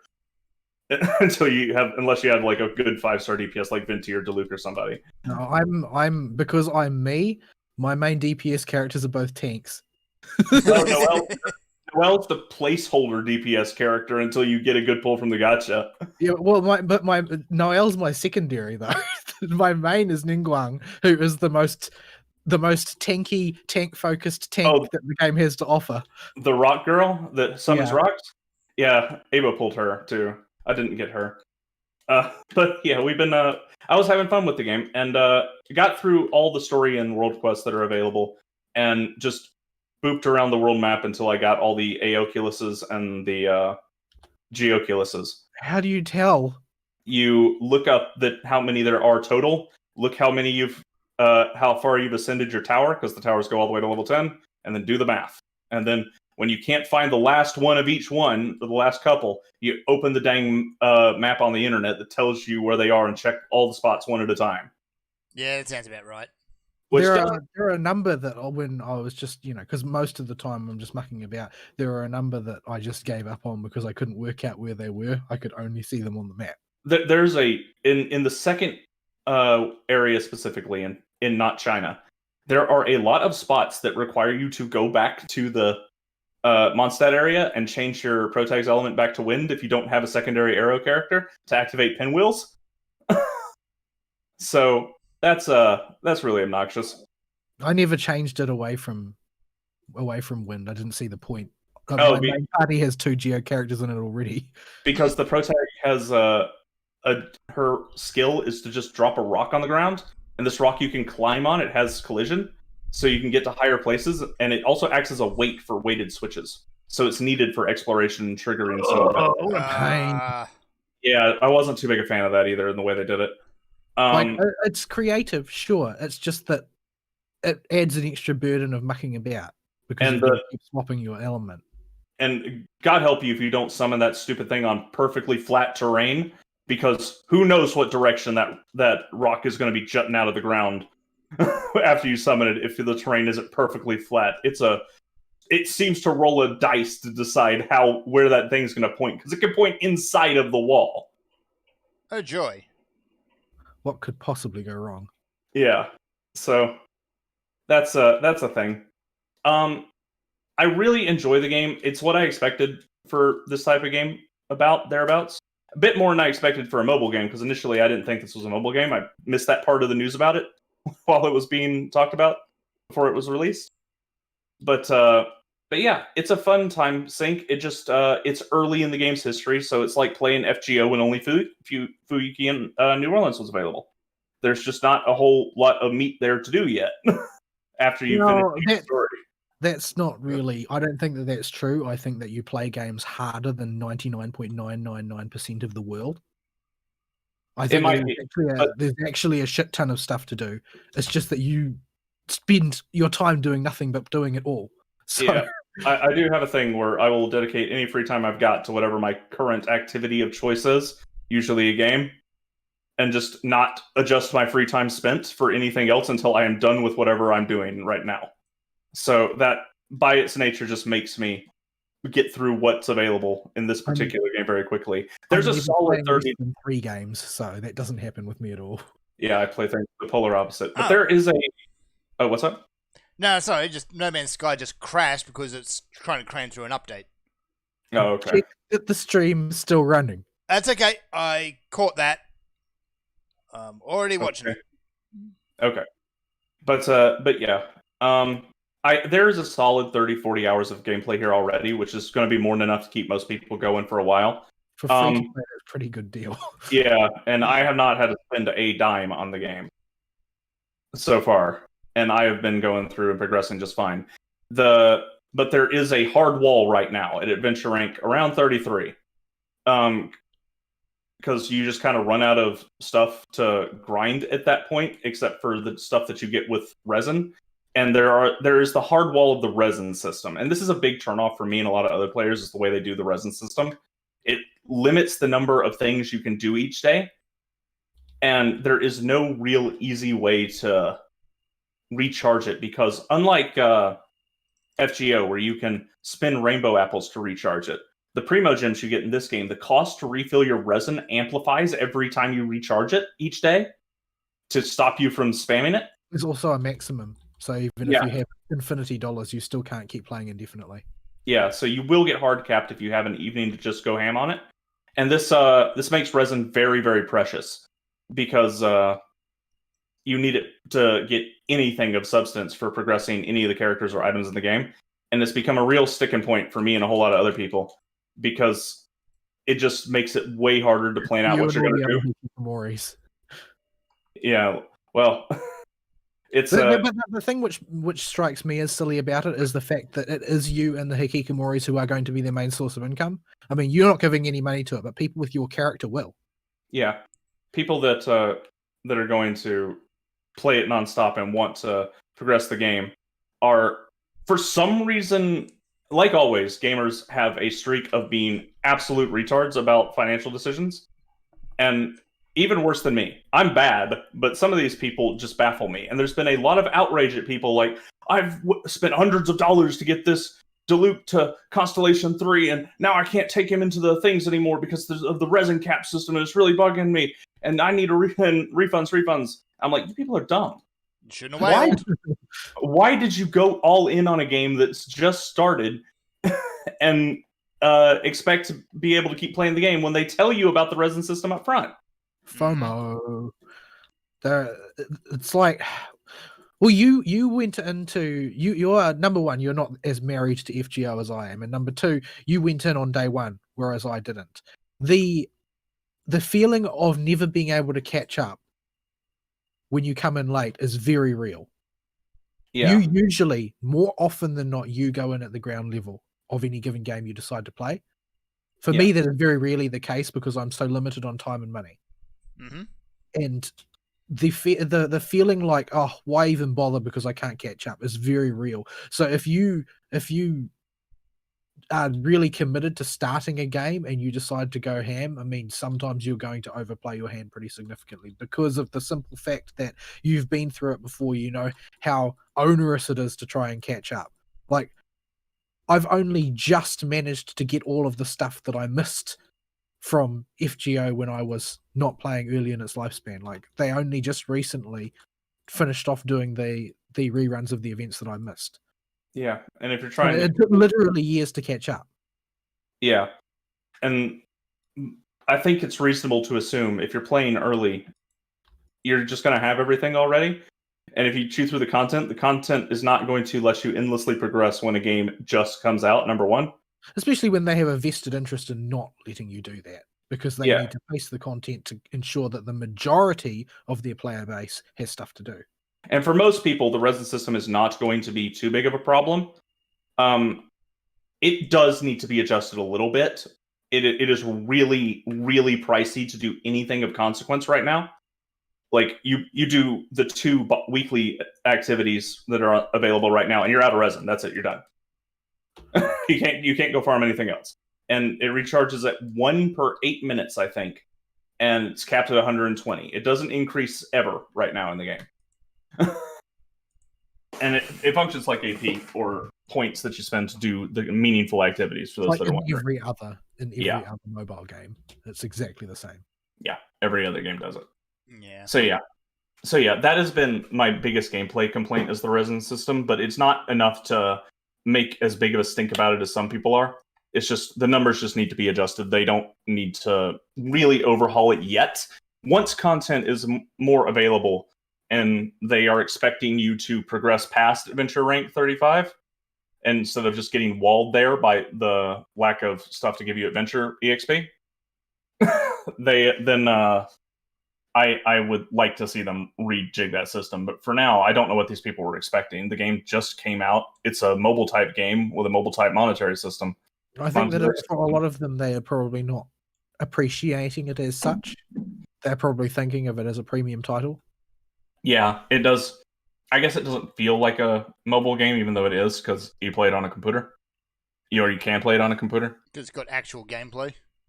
Yeah, and it's an action game, which is not something you typically associate with mobile games. So, yeah. What else about the game? I've pretty well done everything that's available except for clearing the spiral abyss. And that is the content that's made for these type of people that are going through it. You can play that more or less indefinitely, can't you? Yeah, and that one you can do forever and just try and get a better and better score until you cap out the rewards. And it takes forever to do it if you don't have a team. Can you co-op it and just womp it? No, it's solo only. Right, so that it is 100% for those people then. What are they whinging about? They've got content. Well, apparently these people have cleared it because they paid hundreds and hundreds of dollars to get multiple copies of the top tier 5 stars in the game right now. So that they become broken. Well, it seems you're right. They're not going to balance the game They're going to balance the game so that getting one of those will be attractive, not so that it's balanced for people who have all of them. Yeah, just getting one opens the thing up to being doable. For me, if I put a whole lot of practice into the characters and practice the floors, I could do it with one. The people that are complaining are the people that wailed so hard that they have multiple copies of Constellation in their Constellation that give these characters radical power boosts to make them absolutely insane. It was rough enough for me to just barely clear the first floor. It's not a friendly place. Those time limits are pretty harsh considering the damage output of everybody is not a 5-star. Mm-hmm. I got up to before I have not done it since I pulled Diluc and I'm still upgrading him. But if I go to my handbook and I go to Spiral Abyss, I cleared up to floor 5 with just 4 stars and just gradually progressing, and then I hit the wall. And the Spiral Abyss will reset every month so that it can follow and be the in-game progression curve. And you do get a whole lot of goodies doing it. If you ever need just raw goodies and you've progressed quite a bit since you last took some pokes at it, you can go knock out a floor pretty good in there right now. And that, I think the way it's set up for the introduction works okay. It's just, there's a whole lot of things that worry me about this game. China being the biggest one. I don't know what the CCP is going to do. I don't know how we know China's watching it. So I had to do things like go out of my way to make sure my phone wasn't tied to the account for account recovery. Had to make sure that, I used an email I don't normally use. It's just China is an ever-present threat with it, and because it's with China, the game could get pulled from Western markets at any moment if the China overlords and Winnie the Pooh decided to become hostile. Like, that is a real possibility with how China's behaving right now, and it would not be an unreasonable move for any Western government to just cease doing business with China at some point in the not-too-distant future. Mm-hmm. There's also limits on content they can produce because of their censorship laws. It has to be compliant with every country, but especially China because it's Chinese. So they can't make different versions with censorship applied for different regions that are regional specific, because China has the worst censorship of any country out there. So they can't even make a baseline version that's a little more imaginative, spicy, or whatever. So, yeah. China just worries me. If the game was not Chinese, I would be gung-ho saying go play it. It's totally really good. It's a great time sink. It's great for listening to audiobooks. It has something to do with your hands. Just wandering around the world after you've done everything and just picking up treasure chests to grind up some money is still perfectly enjoyable as something to do with your hands. Because It's really fun to maneuver around the world and play in the game. It's just, you will run when you do run out of content at the 40-hour mark, which is possible, even after the next patch, which is coming out in early December, I think, that finishes off the Not China story and adds the second half of it and moves us towards the new region. That you're still reasonably could finish this game in the time it would take you to complete a single-player game, or so around 60 hours. You could do it if you were dedicated to it. So you can run out of content. So I think the best way to play this game is the way that I can't play video games these days.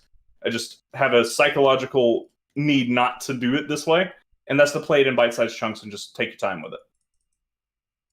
As long as you're not rushing through it, you'll probably be okay. If you do rush through it, you're going to run out of stuff to do because it's only as long as about a normal part one of a trilogy single-player game right now. So it reminded me a lot of...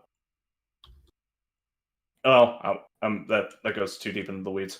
But yeah, it's interesting. Y'all haven't played it very much. This week I had 2 days in particular where I just had literally nothing to do. After I got home from work, I worked really hard every day this week at work, but 2 days I got home super early, relatively speaking. And so I was like, well, I guess I'll play Genshin Impact since everybody else is playing it, and just kind of kept going. Now, thankfully, co-op, because of the raw cost it takes to push characters past certain breaking points, every person will have characters that are just not ranked up or leveled up. So you can totally take those with you, because if you play with one person, you're only allowed 2 characters each. If you play with more than 2 people in a game, you're limited to 1 character you can have out at any given time. So you can bring out whatever character you have that's closest to them in power, and just keep a character that you haven't worked on yet around there. So co-oping with people is still just fine. Even if you progress your adventure rank high enough. They cannot come to your world, though, and get the super rewards early. You can only go down to theirs. No, that's fair, I suppose. Yeah, it's fun when you're exploring and you and your friend have found different stuff and take each other over to go show them in one world or the other. And like, oh, I haven't found this yet. And like, oh, then you haven't found this little island over here that there's no way you knew about if you haven't come this way. And you take them over there and show them the geoculus on it and the treasure chest and stuff. And it's good fun. And that's what me and Abo did for most of it. And we both have hit the wall because we played through the game, what's available so far. Yeah, it'll be a game I probably put down very soon and then come back to later after they've added stuff, assuming China doesn't China all over it. And I look forward to playing more of it, because this has I treated this more as an extended demo for the game, for when the full release, or not the full release, but it's got some meaty patches behind it and a lot of single player content to go through. Because I don't feel like you need to go out of your way to really try hard to min-max in this game, because it's such a casual exploration adventure action game. Yeah, character progression seems pretty linear as well. It's linear, but it's also way overblown, I think. And this is a failing of the game, where I think my other genuine problem with the game is they just took every single type of progression system from every mobile game in the world and crammed it into every single character, but especially FGOs. And you wind up with an absolute bloat of stuff on every single character that you need to progress. So much so that when you open your inventory with the intention to go upgrade your sword or something, you wind up distracted by the 50 other things you realize you still have to upgrade, and wind up wasting all your money on freaking upgrading your artifacts or something stupid. And then like, oh right, I was trying to upgrade my sword, not my artifacts. This is not uncommon. I basically have abandoned upgrading artifacts that aren't purple entirely. Yeah, don't bother. That sounds wise. Because otherwise you're just going to end up having a whole bunch of dross floating around. And actually, even purple ones I don't generally upgrade, because it's just too long-winded to try and work on that sort of thing. I'll upgrade them if it turns out that I've got a bunch of crap lying around, but yeah, and there's also the randomness of artifacts, where there's the artifact farming you have to do to build up a character if you want to really min-max it. It's just not worth it to really think about doing, because you got to make sure all the boosts you get are percentage instead of, if they have a percentage, instead of flat numbers. You have to go through and make sure every single piece of gear you got all fits the set you want, and it's just a hassle. and just got to have the right primary stat that scales the best with it. And I just don't think that's worth it to go and invest in. In addition to that, it's prohibitively expensive in terms of Mira, which is gold, which is QP, to upgrade any artifacts past like +4 or +8 with the really good purple. I do have one at +20, which is the max, and that's the one you get for free for doing the story mode and unlocking all the Geoculuses in Not China. So when you get the shrine fed to max level in Not China, you're given a whole bunch of you'll have been getting these spheres from the thing that say go stick it in some pillars somewhere to unlock them. And when you unlock all 9 pillars, it unlocks the door to a boss fight, and you get a 5-star artifact from it. All of the blue weapons are hot garbage, which is another thing. They have a weapon progression system, and you will only use those blue weapons until you have accrued enough primo gems to roll on the gacha a few times, and been drowning in unlimited sword works from the gacha. And you will get plenty of 4-star weapons as well, just because they hand you normal rolls as normal quartz, as well as the limited quartz, because the limited banners and their normal banners use 2 different currencies. So yeah, and it's also not worth keeping a copy of every single blue you get. I was starting to do that as though they might be useful. Don't do that. Just no point. There's no point. I feed every single blue thing I get now to my purples as EXP. Yeah, it's a video game. So I can't think of anything more specific to say about it right now. But I liked what was there. I'm worried about China.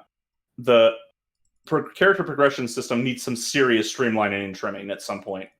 There's just too much junk you have to farm. And this goes back to the resin problem, where if you want to progress your talents, one character's talents, you have to go farm the skill gems equivalent, which are the tomes of blank, from their respective dungeon that cost resin, and those are on a daily rotation between 3 days plus Sunday that has different rewards than everything else.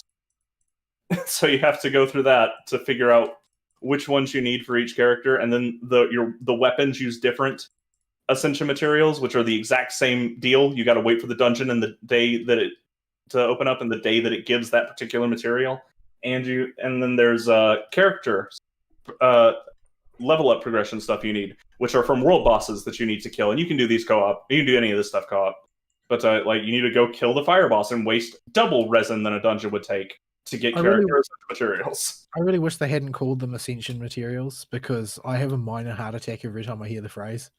Yeah. It's just that you are never building up a generalized currency to spend on generically upgrading anything. Everything is very specific in what it needs. Your weapons, your artifacts, your talents, and your character. That is, in a lot of ways, the optimal way to structure it, though, for the purposes of spinning out the game as long as possible. I mean, that's why every mobile game does it. Yeah. That's why most free-to-play MMOs have this problem. If you recall our whinging about Skyforge having a million different currencies that constantly kept being revamped and recalibrated. It was the same thing. They were just trying to make everything, have its own progression path so that you couldn't focus on more than one thing at a time. Yeah, last time I looked, they'd trimmed those currencies down and actually started using multiple currencies for different things. One currency for multiple things, I should say. But it's been, longer than a week, so it's probably completely different now. Yeah, because the thing is that while they would cull them and refine them down to a handful of currencies, then they would gradually just expand them again. Yeah. Yeah. Unfortunately, they really took away the whole temple to me system. Yeah, that was kind of novel. I loved that. Just, you walk into a big old, very fancy room and just say, "Hey, everyone, worship me." Name your character Horatio. Yes. For I am perfect. See. I am Horatio. Yeah, I forget a whole lot about Skyforge because I didn't play it for very long. It's just as well because, very frequently they release large patches which change large parts of the game. It's not in itself a bad thing if you're able to stay on top of it, but if you go away for a while and come back, everything's different. Yeah. So that's Genshin Impact. I will probably boop around in it for about a week or two more, and then let it it'll probably go completely by the wayside until a few patches have been released, unless people are playing and want me to come to their world to do stuff until at least a few patches have dropped. Because Cold Steel 4 comes out at the end of this month. And I'm very much so looking forward to that. To finally finish that story, and that will probably eat I'm sure all of my Angelo free is time. looking forward to it even more. Yeah, he's looking forward to it. Actually, I've been the one that's brought it up more, so. Well, you say that, but he runs out of things to do faster than you do. I'm astonished he's still playing Genshin Impact at this point, considering how little else he seems to have to do. Yeah. I'm not going to rag on Abo too hard with it. He's around during the daytime to play with. So, what else? That was pretty much my gaming. The new PSO2 patch came out, but it's the mid patch for episode 5. So I'm going to wait until we're closer to the next patch before I start progressing the story and moving on, I think.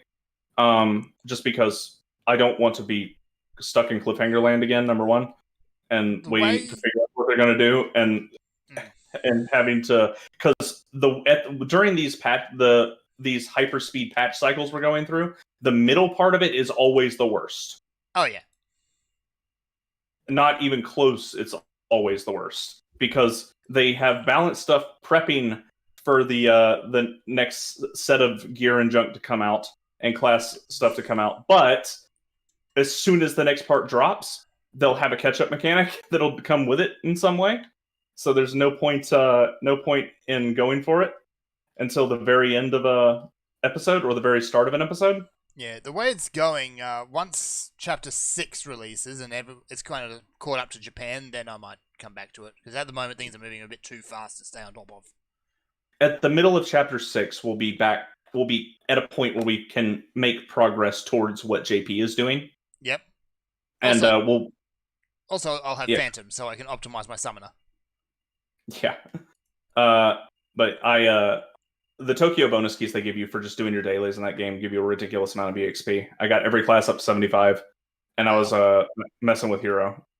Like, you just get bonus keys for doing dailies, and these things will give you 1 level per key if you're unlucky, sometimes. And the gold keys will get you a whole level at 75 plus. So I don't have anybody even close to 90 yet, which is the new level cap. And they did just put out a new urgent quest, but I'm not playing that game at top tier play. I never was going to play that game at in-game top tier play. It was a fun casual game, and I intend to keep playing it that way when I do go back to it. Mm-hmm. At top tier play, latency starts to matter. Yeah.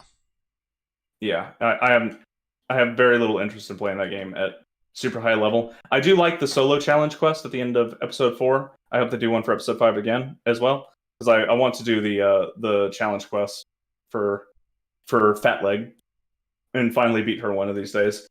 Fat Leg. Yeah. I got her to phase 2 once. Once. She has 4 phases. So yeah. I think that's it for my video games in weeks. I don't really have anything else. Do we have any emails, Fern? Nope. Okie doke. We can jump right into the weeks. Into We just did the weeks. news, which there is only a limited amount of. Yeah, pull up the Discord. Very limited. Alrighty, let us see. We have. So, one quick note while we're sorting through it. The Apple vs. Epic thing is still going. Yeah, it's always going to be still going, and there will be minor developments the whole way through. But like the Vic case, it's not worth going over every single one of them. Yeah. The only main development is a set of court date at this point, which is May 3rd next year. Yeah. So we'll know a lot from that. But ultimately, does this even have any bearing on whether, like, if the US government decides that it's going to crucify Apple for being a monopoly, does it even matter what the courts think about this particular case? Not really. If the government decides they're going to play that card, then yeah, the whole thing is kind of moot. So there are different ways that antitrust can be applied that can make it more or less relevant. And I do not know all of them because I don't study antitrust for a living, and you need to understand every bit about it. Yeah. But there are harsher and more painful ways they can apply this. Like, they could dissolve the company if they think it's particularly bad and they're a threat to other U.S. interests. they could split the company and force the company to move into more than one company, which historically has not been particularly effective, but they like that option anyway because it's the least messy. Mm. And then they have various other options on that scale, in that vein, some more extreme, some less. And yeah, it'll depend on how they rule in a court case like that, but also it'll have to go to probably the federal level at least for this particular case for any kind of ruling that Epic wants. And I imagine they'll be chain appealing this thing until they get to that point, because they want antitrust to hit this company. They don't want to just win fees. They're trying to damage Apple. At least that's the impression I get from everything. Yeah, I don't think that they're in it for money in the conventional sense. I think that they really want to break down the paradigm that currently exists, where everybody goes hand in hand to the Apple Store in order to sell their products. Yeah. I still think there's a large part of this that we're missing, as the general public. There probably is, but I also don't think it matters too much, because Apple didn't violate their terms or the law at the end of the day. Yeah. Or the law, rather. So I don't. Yeah, it's hard to even really keep track of this case and keep following it, because a lot of it just seems really, really dumb. Oh yeah. Everybody involved is acting dumb, more or less. But I mean, I think I don't think that Epic is as dumb as they have ended up coming off looking. I think that the whole objective was. I don't think Epic even really felt that it was about them. I think that they were trying to get the government's dander up over antitrust, and that was the actual goal, and that all of this is just a means to an end. Yeah, it's a whole lot of legalistic theater at the moment, and may turn out to have been entirely legalistic theater once we see more of the case, for all we know.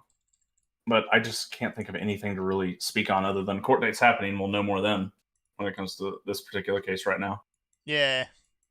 Mostly it's just an interesting case, and in some ways kind of amusing as a trolley type thing. Yeah, I'm sure Epic will continue to beclown themselves by doing silly stuff, even if it turns out to help them in court that we can make fun of. Yeah. But yeah, they haven't put out any more ads or anything ridiculous like that yet for the last few weeks. At least that I've seen. There might be. Yeah, that was a massive... Oh boy, that was a thing. Yes, it was. That was cringy, in my opinion. Oh, it was extremely cringy. It was a very cringy thing. So yeah. More than a little reeking of thumbing the nose. So, what's next? There's a lot of topics there. Ball, you want to pick one? Not really. I was not enchanted by anything that I saw this week as being interesting. The only thing that really drew my interest was I watched the teardown video of the PlayStation 5, which was sort of interesting. It seems to come apart very easily and with very little effort, which is not what I expected from a console. Normally they seal those things tight like the black box on an airplane. But yeah, using proprietary screws half the time. Yeah, with very little warning and a little bit out of character, really. They show a very, very simple teardown of the console, which is basically you appear to be able to pry it apart just by applying pressure in the right particular places, which makes the whole thing just sort of slide apart and with a couple of screws and stuff. And of course, when it comes to taking out the main board, and then you've got to go to a bit more effort. But it's a huge amount of the volume is all about noise control and cooling, like a huge amount of it. Once the entire backside of the thing is just a vent. The whole thing is a vent, and it's got this massive fan in it, which extends through extends crosswise through the entire case. If you think about it standing vertically, it extends the entire width of it and can pull in air from both sides and drives it throughout the thing, and then pushes it out the back. and it's an enormous fan. Like I don't even know how to describe it. It's bigger than most conventional CPU fans. The biggest, best fan. We have the best fans, don't we, folks? Yes, yes, we do. And so you having seen it pulled apart, they've got basically everything seems to be encased in sort of separate self-contained units which have like rubber feet inside a case which has a rubber feet inside a case type of thing. So there's a huge amount of vibration damping to try and keep the noise down. Yeah, So I kind of appreciate that. So the internal volume is largely filled by heatsink because you've got your power supply unit, which takes up a little chunk of it. You've got your disk drive, it takes up a little chunk of it, and there's and then there's the big enormous fan, which takes up a bit of the volume, and then there's this nice thin main board. Everything's been attached to the same main board by the looks, and then everything else is just massive heatsink. So that heat sinks and heat pipes and all kinds of different heat distribution strategies and so on and so forth. And I think, if I recall correctly, there's actually a little bracket in there to install an M2 drive, I think it was. Ooh. If I'm thinking of the same thing. I watched a bunch of stuff, so I'm not sure if I'm thinking of the correct thing or not. But yeah, so they've added some expansion potential in there. Which is, I suppose, good considering that the thing's just got I think an 825 gigabyte drive by default. But yeah, so it was an interesting video and interesting more for the fact that they actually did it at all when it's really not something that they typically do. But yeah, so hopefully they've accomplished what they intended, because the PS4 is not known for its stealth. No, it can be a bit noisy. Let's just put it lightly. Yeah, it growls at passers by like a grouchy dog. Yes. If you try and run a game on it, it sits there and just grumbles at you the entire time. Yeah, I still recall the Dreamcast as being the worst, but it ain't quiet. But so they're apparently taking the criticism in this regard on board, and making an effort toward dealing with that. But yeah, the biggest impression that I got from it though is that the thing is ginormous. Like, it's really, really big. It's big. Is it original Xbox big? It's Xbox huge. Oh my! Except, yeah, it's a weirder shape, so it doesn't give the impression of being Xbox huge, but it is Xbox huge. You can't throw a cloth over it and pretend it's a coffee table. No, because it's weird and will slide off. Yes, your coffee will slide off because it's a strange shape, and I don't understand why it's a strange shape. Like, I think ultimately that won't work in their favor. I don't think that people actually like the strange shape necessarily. Yeah, I think it was just that you get products like that when the marketing team has too much time to overthink something. Yeah, it gives off a very over-engineered impression, to be honest. It does, yeah. It looks like an Apple product, which I think is always a negative. Yes. I don't know. So yeah. All right. So yeah, it's looking good. While we're on the PS4, we can segue if we want to. All right. I cannot find the article to save my life, but I read that only 10 games from the PS4 catalog are not going to be backwards compatible. Yeah, I saw that as well. I'm not 100% sure whether that just means that, we actually only tested 15 games to begin with, and 10 of them didn't work, or whether that means that they tested most of the catalog and it didn't work. Yeah, it was not clear when I read it either, and I cannot find the article anymore. Honestly, this has been their biggest problem the whole time. Has been their communication on the topic has been really shoddy. Yeah, it has. Like, we just needed a clear, definitive answer as to how far back will this be compatible. We eventually did get the answer that it's PS4 only. So I think it's an opportunity. Which is most definitely a missed opportunity.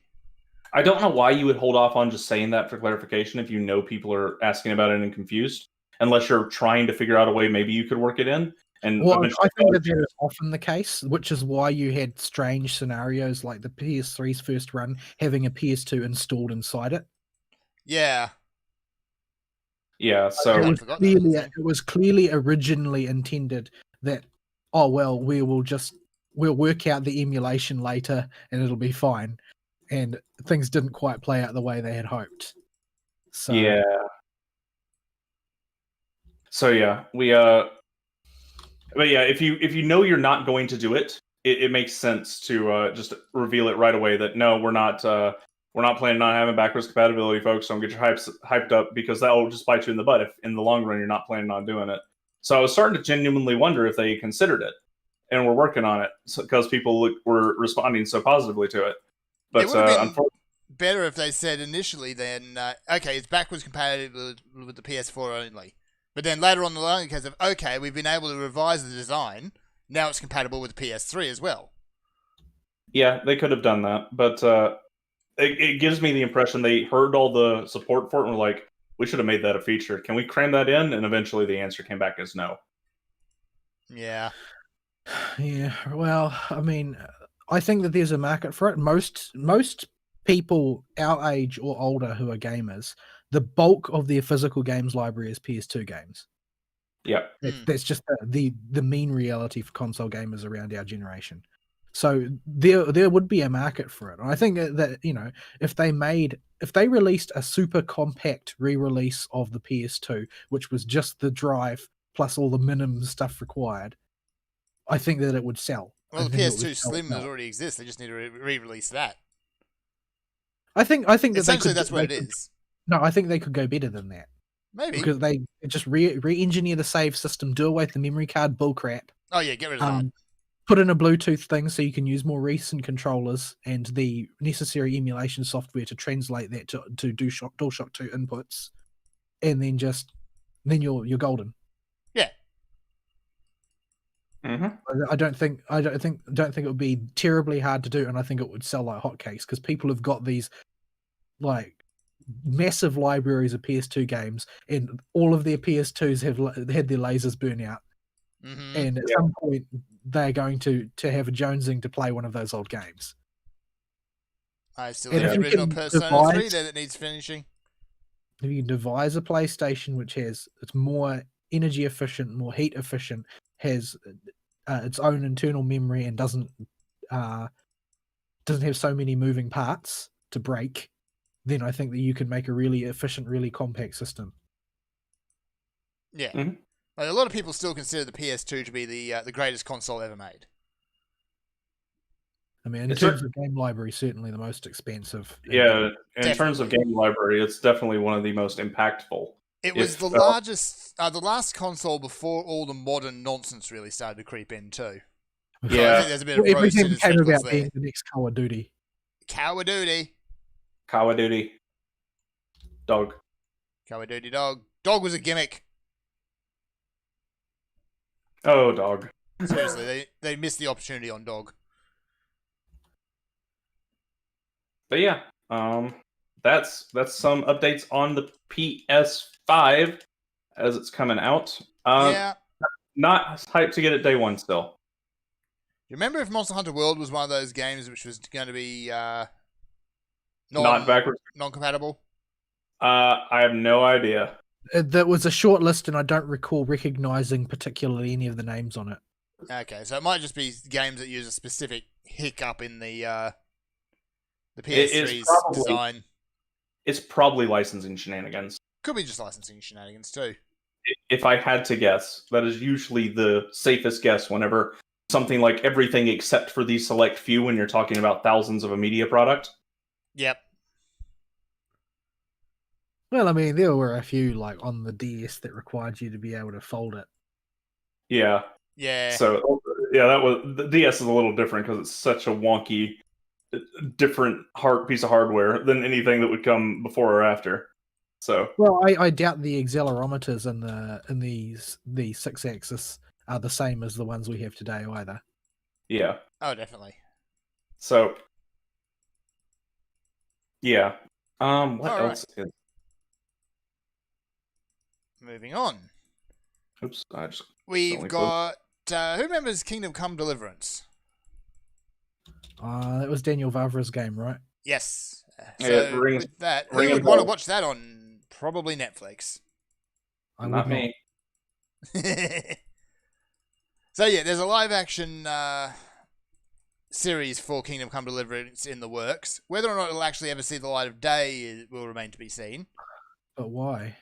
But why? Probably to get the woke crowd screaming again.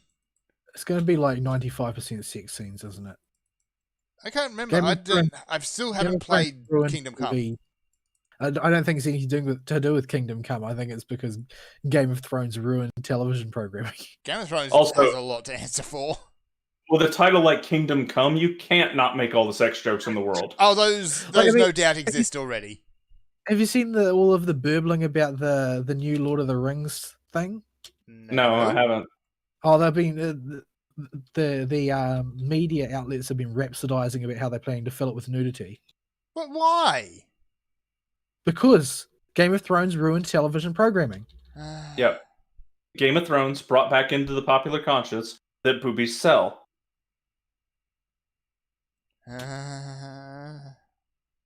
Also, I mean, pointless violence also sells.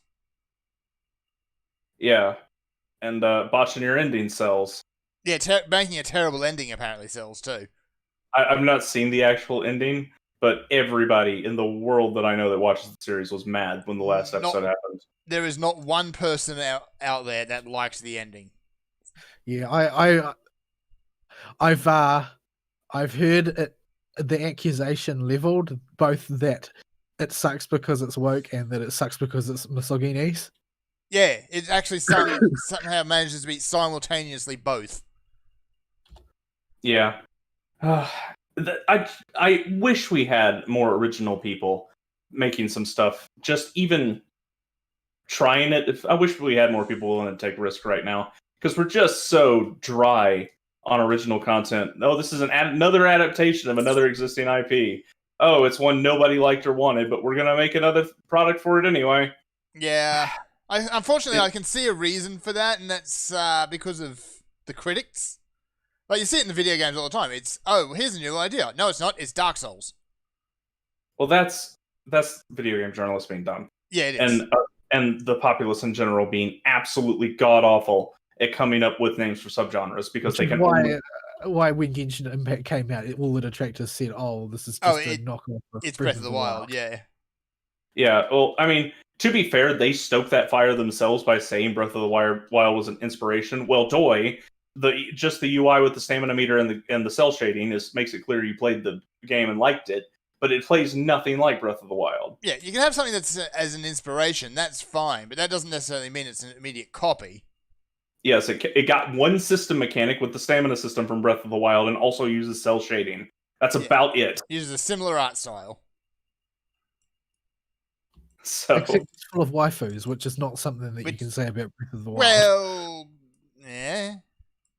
Depends on what you're looking for in a waifu on that score, I think. The running jokes are a lot of normies are playing Genshin Impact because it had the big popularity boom at the start and is really popular with normies for some reason. It just made the rounds on the streams and hit the normie population. And a lot of people are talking about how they can't wait to pull Venti, and she's such a cute girl from the banner. Like Astolfo. and they won't say it like that, but they'll use her and she when talking about Venti or one of the water China boy. It's got to be said, it's a trap. It's not a trap. Venti is not trying to... He's not, though, yeah. That's just the standard way that Japanese media will depict a boy of a young age. Yeah, younger men are incredibly feminine, and feminine qualities in men are attractive in the East, in Japan especially, and in anime. But these normies don't know this? Normies. No, you've got to push it through their own filter. And so they don't know how to process it. I've quite enjoyed reading the reaction post. Venti's a dude. Yeah, Venti's a dude. So the running joke in the community is only using female pronouns to refer to Venti, because all the normies confuse it. That's a shiny thing over here. Did I get that? All right. What is next? Do you want to talk about Razer? I They say the released same a thing about gaming Razer. chair. There is a chair which was going to break. Yeah. So to reiterate our usual point, so we don't spend too much time on it with Razer, Razer makes phenomenal products that do not last. Yeah. Like they're great while for the 6 months they work, but the day the warranty wears out, say goodbye to it. Yeah, it is a great piece of hardware while it works. Yes. It's just they can't make that stuff out of anything that's durable at all. Yeah, so we've got a few announcements of new products they're putting out. They're making their own proprietary chair, which honestly looks like one of those really irritating bucket seat gaming chairs, which I've never seen the point That's of. probably because it really is an irritating bucket seat gaming chair. It is. Like, I don't know what else you could characterize it as. It's got the Razer logo on it, which means it's going to break the day after the warranty expires. Yeah, that's definitely a thing. I don't really understand the appeal of gaming chairs. Like, they don't look very comfortable. No, I'd rather something that's a lot more comfortable or something I can recline in a bit. Yeah, I have just a good old lazy boy executive chair. Like that's always the chair I get. Yeah. It's the simple stock computer chair with a big comfy cushion in it. Sadly, for a good comfy office chair, you really need to fork out cash. Oh, they're like $120, but they're the ones I always get, and they last about 2-3 years. Oh yeah, you can pay a small amount and get one that won't last very long, but if you want quality, you've really got to pay for it. Or you could pay for a gaming chair, be uncomfortable the entire time, and have it break in 6 months. Yeah, while ergonomics in how you sit in a chair has more credence and believability to it than some of the health fads that have gone around, it just doesn't feel comfortable for when I'm lounging after sitting up straight at work, doing work all day. Yes, there's a difference between sitting up in a chair and doing work and then loafing in a chair and playing a game. Yeah, and my chair needs to be adequately capable of a sufficient level of loaf. Yes. And gaming chairs do not provide that. They do not. They're for your high-intensity League of Legends games when you're being the worst human being on Earth. So yeah, they're doing that.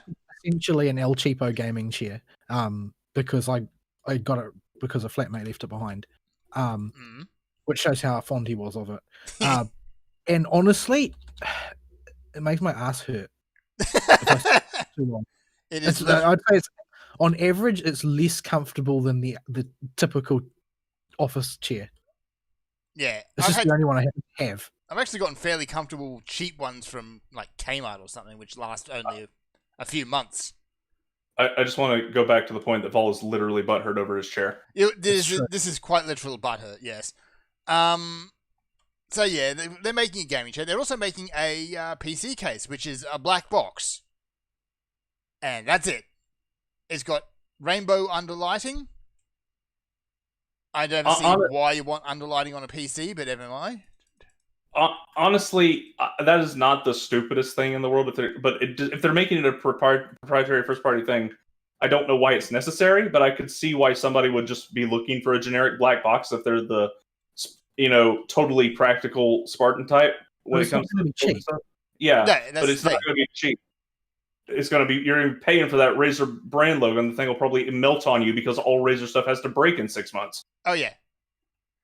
And now for the fun one. Who wants a Razer credit card? Why? More to the point, a Razer credit card that has enough internal workings to have working LEDs in it. Why? To set off every anti-forgery measure in the ATM that you stick it into. Yes. As we were discussing before the show. Or even a lot of handheld FPOS machines will probably reject it as well. Yeah, I already have trouble getting those things to work. I guess the idea is that practically everybody uses PayWave now, I guess. I guess. At least in Australia and New Zealand. I don't know about the States. I don't know. I've never heard of PayWave. I have no idea what that is. Tap and pay? You don't put your card in a machine. You wave it vaguely in the general direction of the pay device, and it's done. Yeah, it uses near field communication. Basically the same technology as, Skylanders. Oh, okay. except for That, credit cards. Why did That's you have not- to make it sound so diminished? Because it is also I'm the not gonna- singly secure system known to man. It's true. Yeah. Nothing about this seems even close to practical. It is, however, unbelievably useful when you're drunk. Yeah. And Yeah. more to the point, it's unbelievable, more useful when I'm at work and someone is drunk and I just need to get their money off them and make them go away. I see. Oh So my goodness. It's got its purpose, but security is always going to be the main issue. Thankfully, you can buy a lot of wallets now. You buy them and they've got an aluminium or a thin lead foil in them. Which annoys the crap out of me because I just want a generic, boring wallet whenever I'm looking at wallets. Yeah. And I've thought about replacing my one I've had since I was literally 13 for many times. But I look at all the wallets available and they all got this like hard fold, got some kind of metal in between the leather and the thing. I'm like, no, just give me something I can cram into my pocket. Yeah, that's why. Is because of the being so unsecure, people can just put an app on their mobile phone, bump into you in the supermarket, and then suddenly they've got your card information. That sounds really dumb. Yes. Unfortunately, there's not a lot you can do about it since every single card is equipped for it. Hell, my driver's license is equipped for it now. Yeah, they still have to photocopy my driver's license in Georgia Yeah, that's... whenever they need to take my driver's license somewhere that hadn't used it before. Yeah, I'm not going to fight that. That is the boss. I'm not going to fight that. So, I don't see the point. Like, there are really very fancy credit cards that you can go out there and get if you really want to, or if you have more money than sense, or, you know, whatever. Yeah. This we were making... Yeah. We were making fun of the lights earlier, but credit card companies and banks in general are very touchy about fraud these days because it's so easy for the normie who willy-nilly uses their credit card on whatever sketchy porn website they've been to lately to get their information out there. So they're really hair trigger on fraud, especially local small banks. A Razor credit card is just going to make it even worse because they're going to have all kinds of bells and whistles in that thing, sending signals who knows where. And if your bank detects it during the transaction, they're just going to block it, even if you didn't have the lights. Yeah, even if it's legit, it's going to raise enough flags that a bank will probably refuse it. Yeah, if that thing is communicating with anything inside that stupid card, your bank's going to go, there's another line of communications open somewhere, unless it's literally got a battery built into it to turn these things on. Yeah, it's going to have an electrical current in it. That is running totally not connected to the whatever mechanism the chip uses. So, yeah, it's a dumb idea. Why? Stop it. Well, I mean, they could do it. It's just, I ain't going to buy it. So, that's Razer. That's Razer. All right. Yeah, go ahead. We can move on. All right. We're starting to run... Actually, no, we're very much out of time. So, one more article and then we can get out of here. Okay. Nothing jumped out at me this week. You found most of them, Fern, so you can pick it. I don't want to talk about Aegis Rim 13 Sentinels because it's woke for the sake of being woke again, so let's not bang that drum yet again. Well, it's happening to a Vanillaware game, is why I think it's important to mention. If you really want to talk about it, you can go for it. So, I just want to highlight something with it. Vanillaware, the game that has absolutely beautiful art and also all of the booby ladies, and is very proud of the fact they have all the booby ladies. Their English division decided to rewrite a cross-dressing character, so a trap, as a non-binary individual. And this is a total rewrite from the intended characterization of this character. This is not just inserting some wokeism in for wokeism. From what I understand. I have not played the game, but that is what people have communicated online.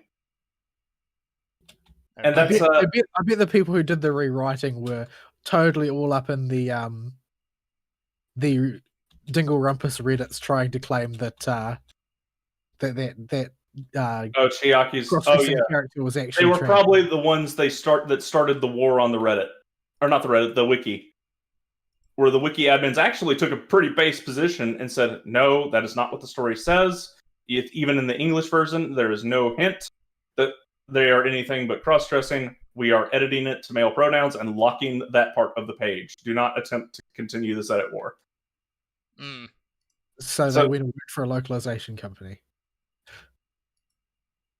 Yeah, so the Reddit, however, their mods were not nearly as harsh on people as the wiki ones for being obnoxious about that crap as far as the Dingle Rumpus Reddit goes. But yeah, it's especially annoying because it's Vanillaware. When I think of Vanillaware, I think of their artwork, and the fact that the woke mob has now affecting Vanillaware really puts a hurt on me wanting to buy their games. I mean, they were going to, because they infect everything. But it's just... Because it's not Vanillaware, is it? It's the localization company.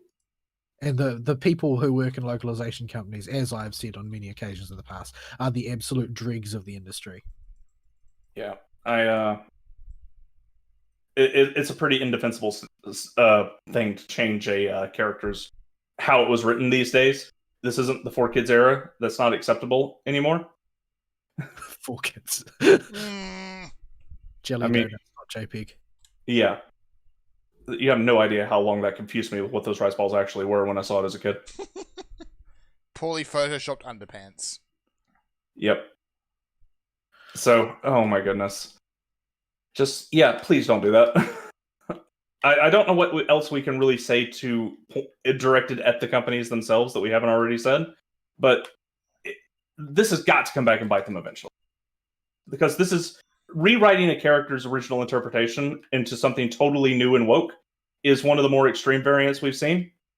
And then doing that to a game that is published by freaking Vanillaware is also kind of ridiculous. Like, why are you on a localization team for Vanillaware if you're woke? That's why. It's because it's Vanillaware. Like, have you seen the boobies on their ladies? Shouldn't you be, like, having... anxiety attacks every time you open the game to translate it? Well, most of their objections are just a put on. My opinion is that they don't actually care about any of the things they claim they do. They like the power. Yeah. They like being able to tell people what they have to do, what they're allowed to see. You could sell me on that if I thought about it some. But yeah, I just wanted to bring it up because it's Vanillaware they got hit. And I really didn't want to see Vanillaware get hit. But they're hit, unfortunately. So It is. All right. In that case, it is time to start wrapping up. All righty. What a week. I just got fiscal. Well, I got fiscal earlier. Yeah, I got taxes to do it before the end of the month. And I've been putting off a few things, waiting on some sales so I can just do it all at once. Yeah, that's fiscal of another kind. Oh, what do you mean fiscal of your kind then? Official. In this case, it's a little toony girl who has a burb. Fiscal. Oh, that one. Oh, okay. Fiscal. She has a weird name. I thought you were talking about money. I'm like, She what also has a bird. Yeah, she's the girl I was talking about. She is not useful. Her bird is. Her bird is useful. Otherwise, it's just bow. You can still run around with her in the world, though. She can become a bird. Yeah. You need to be real careful when you hit that button, or you're going to get your whole party killed. She is melodramatic. You fire one shot, and she just has to pose or flick her hair or something like that. Read the descriptions for her abilities. They're all toony as all get out. All right, let's see. Yeah, these tooltips, they're not normal tooltips. And it looks like her tooltips were so filled with flavor, they actually had to release throw out apology primo gems because they got some of the descriptions of the abilities mixed up. They got them right, but they got them backwards. Here we go. Because of the way he says everything is in the super description. Normal attack, for those who can't read this. Perform 5 consecutive shots with a bow. Charge attack. Perform a more precise aim shot with increased damage. While aiming, the dark lightning spirits of whatever the hell that is shall hear the call of their whatever the hell that is, and indwell the enchanted arrow. When fully indwelt, I'm not even going to attempt that, blitz shall deal immense electro damage. Yep. Gratuitous German, I guess. If you use her as your main damage dealing support, you hear Midnight Phantasmagoria from either Oz or her all the time. Wait, the bird's got a really deep voice? Yeah, and I have the English on. Yeah, he does. He does in the Japanese as well. Yeah, the bird is a very stern-sounding old man. Not But he old is man, but 100% complicit with the being a toonie. yeah, he's okay with this. And hearing him or Toonie Girl shout "Midnight Phantasmagoria" every time you push the button, and how big of a mouthful and hilarious that name is, it's amazing. I love it. Also, only push that button to extend the bird's time. Don't use it to summon the bird. You're losing so much damage if you don't drop the bird on people with your skill. The bird is everything. Yeah. Yeah. I just summon the bird and he's doing all the damage.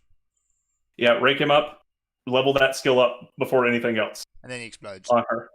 The only reason you should be pulling out Fischl's bow is to hit a weak point on something to knock it down. I just used it for an elemental puzzle a few minutes ago, so that's about it. Yeah, or that. Alright, so we should get out of here because I'm out of time. All right, closing comments? I'm going good to grief. defy you, and I'm going to run around using Fischl as a main damage dealer because reasons. I just let her stand there and she just starts babbling random toony nonsense. Okay. Oh, yeah. Yeah, she does. Midnight Phantasmagoria. I do like this game, but yeah, there is the looming threat over it. So Yeah, we'll see. I will probably put another week of time into it and come back with impressions of being at the wall, and then have moved on to Cold Steel 4 and come back to the game as soon as we get enough meaty content to it. Looking forward to it if China doesn't completely botch it, which they will. It is better to accept that they will botch it and just that's the most likely outcome now and hope for the best, but expect the worst. We might end up at war with China or something. That could happen. It's probably going to happen at some point in some form. Hope for the best, expect the worst. Yep. All right, do the thing. All right, folks. We will see y'all next week. Sayonara, bye-bye.